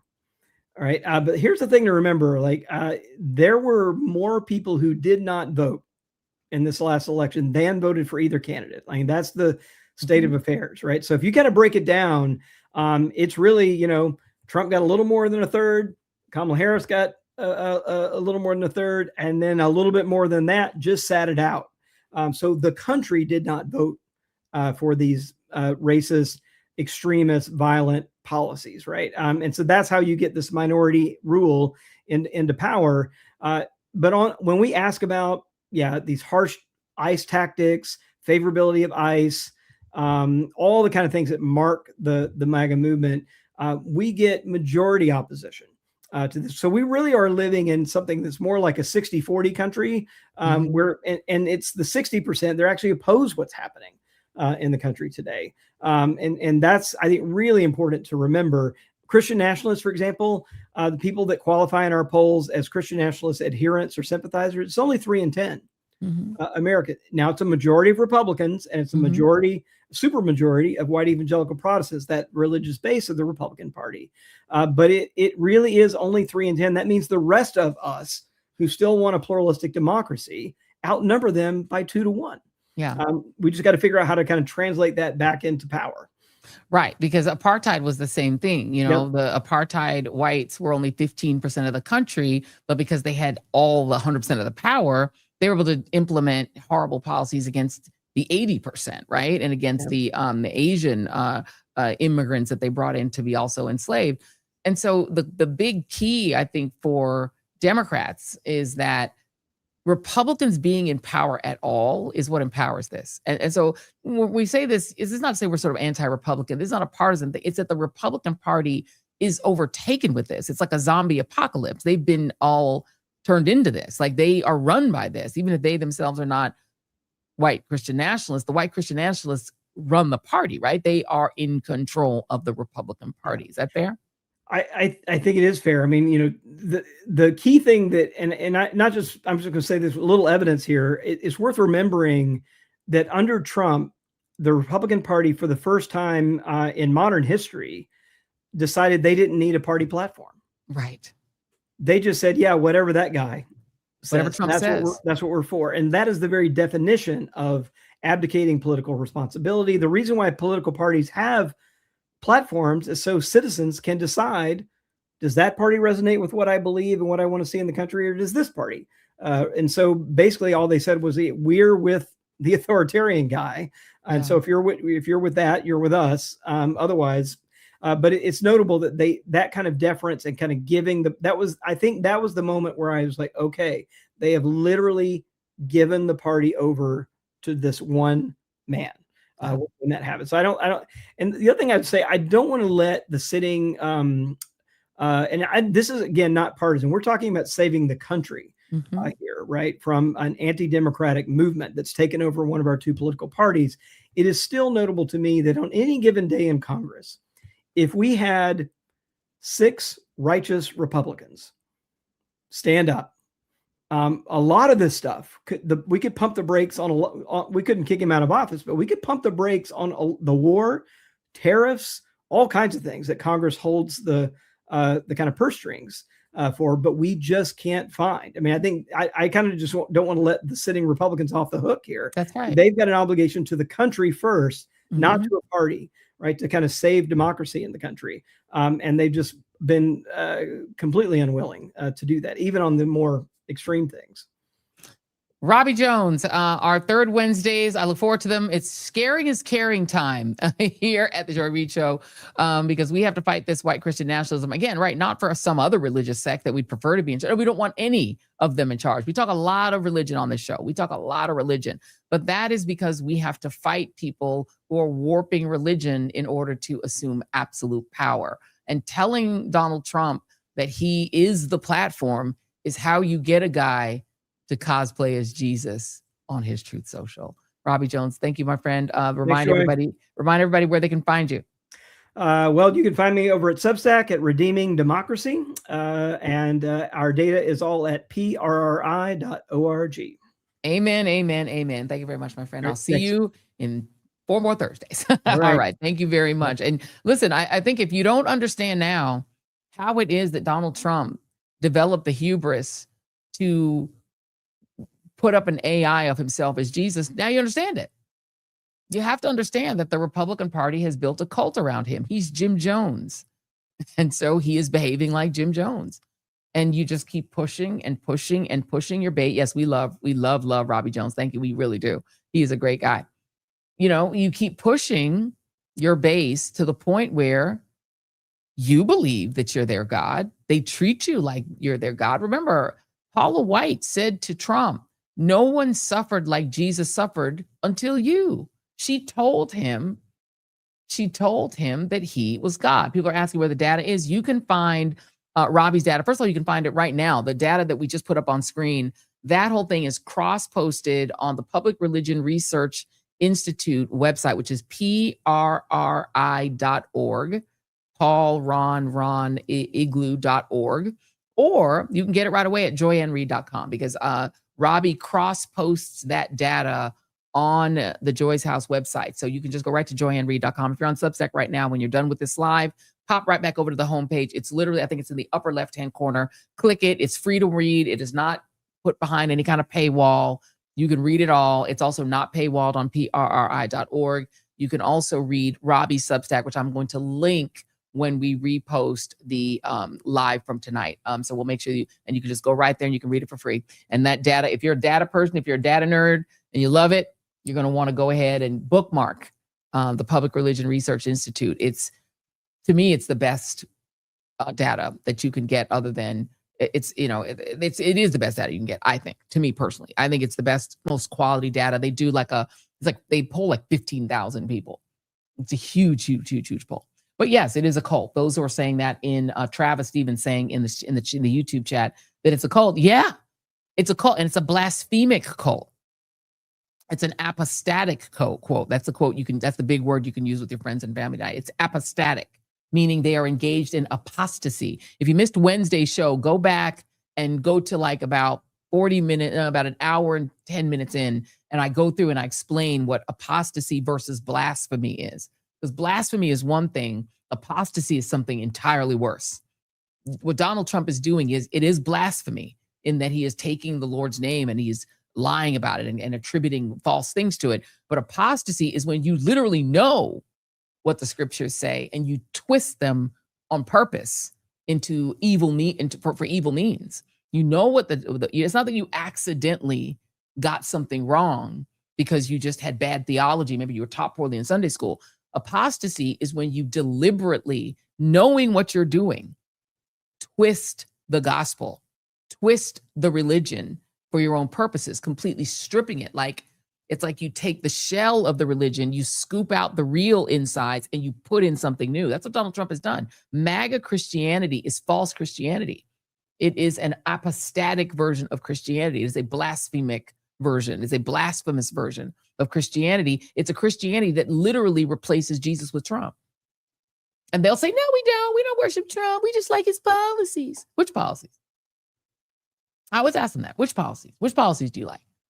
The mass deportation, the rounding up of immigrants, the hatred toward the poor, stripping away school lunches, stripping away healthcare, stripping away all of the supports that the federal government provides to the poor. Which policy? Would you say that, Jason? Which policies do you all like? You say, I like the policies. Well, which ones? Tax cuts for the super rich while stealing away money for the poor, war and genocide. Which policies? Every time they say, well, I don't worship Trump, I just like his policies. Ask them to tell you which policies. Be specific, because I need to know. Because if you don't mind the genocide and stripping the poor of even the minimum support from the federal government, Donald Trump literally said, we can't do preschool, we're doing wars. My friends have defense contracts. If we don't use the missiles and the bombs, how will my sons make more money making more drones? If we don't actually shoot the drone, if we don't shoot the bullets out of the drones, we can't buy more drones. How will my children make a living? Donald Trump says, how can my children get to be billionaires if we can't have more war? How can Palantir become a trillionaire company, $1 trillion company, if we don't let them surveil you? If Palantir can't supply ICE with surveillance technology to track your every move, how will my friend Alex Karp become a trillionaire? How can my friend Elon Musk become a trillionaire if we don't replace NASA with his penis rocket? Same thing with my friend Jeff Bezos. They need to be trillionaires, guys. Priorities, people. Priorities. You guys want food and healthcare and decent jobs, and you want enough money to be able to live and pay your rent. Bleh. My friends need to be trillionaires. My friends need to be trillionaires. We have needs. We're already billionaires, but we need to be trillionaires. We need crypto. And so we're just going to create a religion. Penis rocket. It's a penis rocket. Their rockets are all shaped like penises. And they're like a replacement because they're all incels. Even if they've got a relationship, they have incel energy. And so yes, please watch that Moral Monday. I'm telling y'all, take notes. That second half, baby, when Father Pfleger and Bishop Barber got in there, you need to watch it. Because what they've done is they've taken the gospel that Father Pfleger and Bishop Barber understand, because they are theologians, and they've scooped out that gospel and replaced it with empathy is evil. Being empathetic towards your fellow man is evil. Empathy toward trans people is evil. Empathy towards immigrants is evil. Love is evil. Loving your neighbor, evil. Loving the poor, evil. Caring about the immigrant, evil. What's good is hurting the immigrant. Killing the immigrant. I think it was Pastor Webben who said you should go out and hurt and kill immigrants in the name of Jesus. Make Jesus smile. Harming people, hurting people. They literally taken the 10 commandments and flipped them upside down. Thou shalt kill. Thou shalt kill. Thou shalt covet, Israel. You Israel, you shall covet. It's not nothing. Thou shalt not. No, thou shalt covet. Covet all your neighbor's land. Mike Huckabee said they should covet all their neighbor's land. He's supposed to be a Christian and a pastor. And his theology is that Israel shall covet Lebanon's land and Gaza and West Bank and Syria's land and Iraq's land and Egypt's land. They shall covet. They shall covet. They shall kill. Thou shalt kill. If you ask Pete Hegseth, that commandment says thou shalt kill. You shall. Thou shalt make unto thee graven images. You shall. That whole honor the Lord thy God, I'm a jealous God, thou shalt have no God before me. You shall have a God before God. That God is named Donald Trump. You shall have Donald Trump. They've taken the 10 commandments and flipped them on their head and said, you shall do all of the evils. that Moses said on them tablets that you shouldn't do. That's evil, y'all. That is apostasy. It's apostatic. It's worse than blasphemy. It's worse than accidentally getting the theology wrong. It's blasphemy, yes, but it's apostasy. Google it. All right, let's get to our moment of joy. We have two. The first one is, I like this one because it's really important for people. When we talk about scaring is caring, but the other thing that's caring is noting the wins. You've got to note the wins. You can't just go through life constantly looking at the doom and gloom and where we're losing. You've got to look at the places where the good guys are winning. And Hungary is one of those places. Hungary suffered for 16 years under their version of Donald Trump. They got out. They survived. They got to the other side. And the joy that you have seen in the streets of Hungary is like nothing I've ever seen. First of all, hip hop is undefeated because when I tell you, most of the celebrations are to hip hop music. Okay. They be playing like West Coast hip hop. All of a sudden you're hearing all the beats from hip hop has taken over the whole world, honey, because they're dancing to hip hop music. They're getting it in. They're dancing like nobody's watching. They're feeling so good, young and old, no matter what their age. They are so happy to be free. They're doing, can you feel a brand new day? But they're doing their version of it. Let's look at this politician. So the new prime minister gives his victory speech, and then they start playing this hip hop, this sort of, oh no, I'm gonna just describe what it is. They start playing this like dance music. It's like music that's in a club, right? And we're gonna turn the sound down so you can't, but you just have to, I want you to picture it in your head.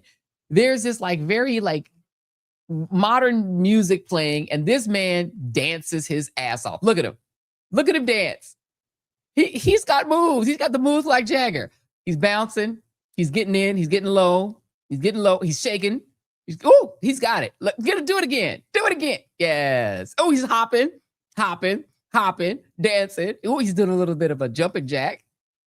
He's got moves. I love it. Dance like nobody's watching you. I love it. I love him so much. He said, the fascism is over. The fascism is over. The fascism is over. And I can tell you that when the sound is on, he was on beat. He was on beat. Everybody can dance if you play what they like. That's what Dave Chappelle said back on the Chappelle Show. Everybody can dance. He said, white people can dance if you play what they like. Well, obviously they were playing what he liked because he was dancing. He got it in. He let go and let God. All right, our second moment of joy is this is what we were going to play the other night because this past weekend, I too was doing a bit of dancing. I received a fabulous award from the Prince George's County Caribbean Council. It was wonderful. All the elected officials from Prince George's County came and showed up for the 35th annual Red Dress Ball. It was a hoot. Myself and my cousins, Lorraine and Faye, went with me. Two of my girl cousins, my best girl cousins. We went and we had a ball. Here's the video. This is our moment of joy. That's our look. I'm going to talk over it because there's no sound, but these are our fabulous gowns. It was a red dress ball. So we had to get in red dresses. That's all the local elected officials. That's me with my little award. All the folks who run Prince George's County and are running for office. We got even a little Delta picture in. These were Faye's good friends that were at our table. That's my cousin Lorraine. And we were just chilling and having a good time. Those are our Deltas. We got together, did a little Delta picture. We had a really good time. It was fabulous. I want to thank the Prince George's County Caribbean Council. We had a wonderful time. When we get to that last video, we did a dollar wine. Oh, they had a beautiful performance of Caribbean dance in the fabulous, fabulous costumes. And it was great because it was, and I was saying this on Read This, Read That with Jackie the other day when we did our live with Jackie, that what I loved about it is that it completely crushed. This is us doing the dollar wine. Dollar, dollar, dollar, dollar. That's me doing the dollar wine. You see me doing the dollar wine? You see me dollar wine? Dollar, dollar, dollar. Shut up. Jason trying to criticize my dollar wine. I'm doing my dollar wine. So yes, the bottom line being, it crushed this idea that all the Caribbean islands don't get along and that all the Caribbean islands fight among each other and don't respect each other. We had everything from Haitians to Grenadians to Guyanese to Jamaicans. Of course, the Trini showing out.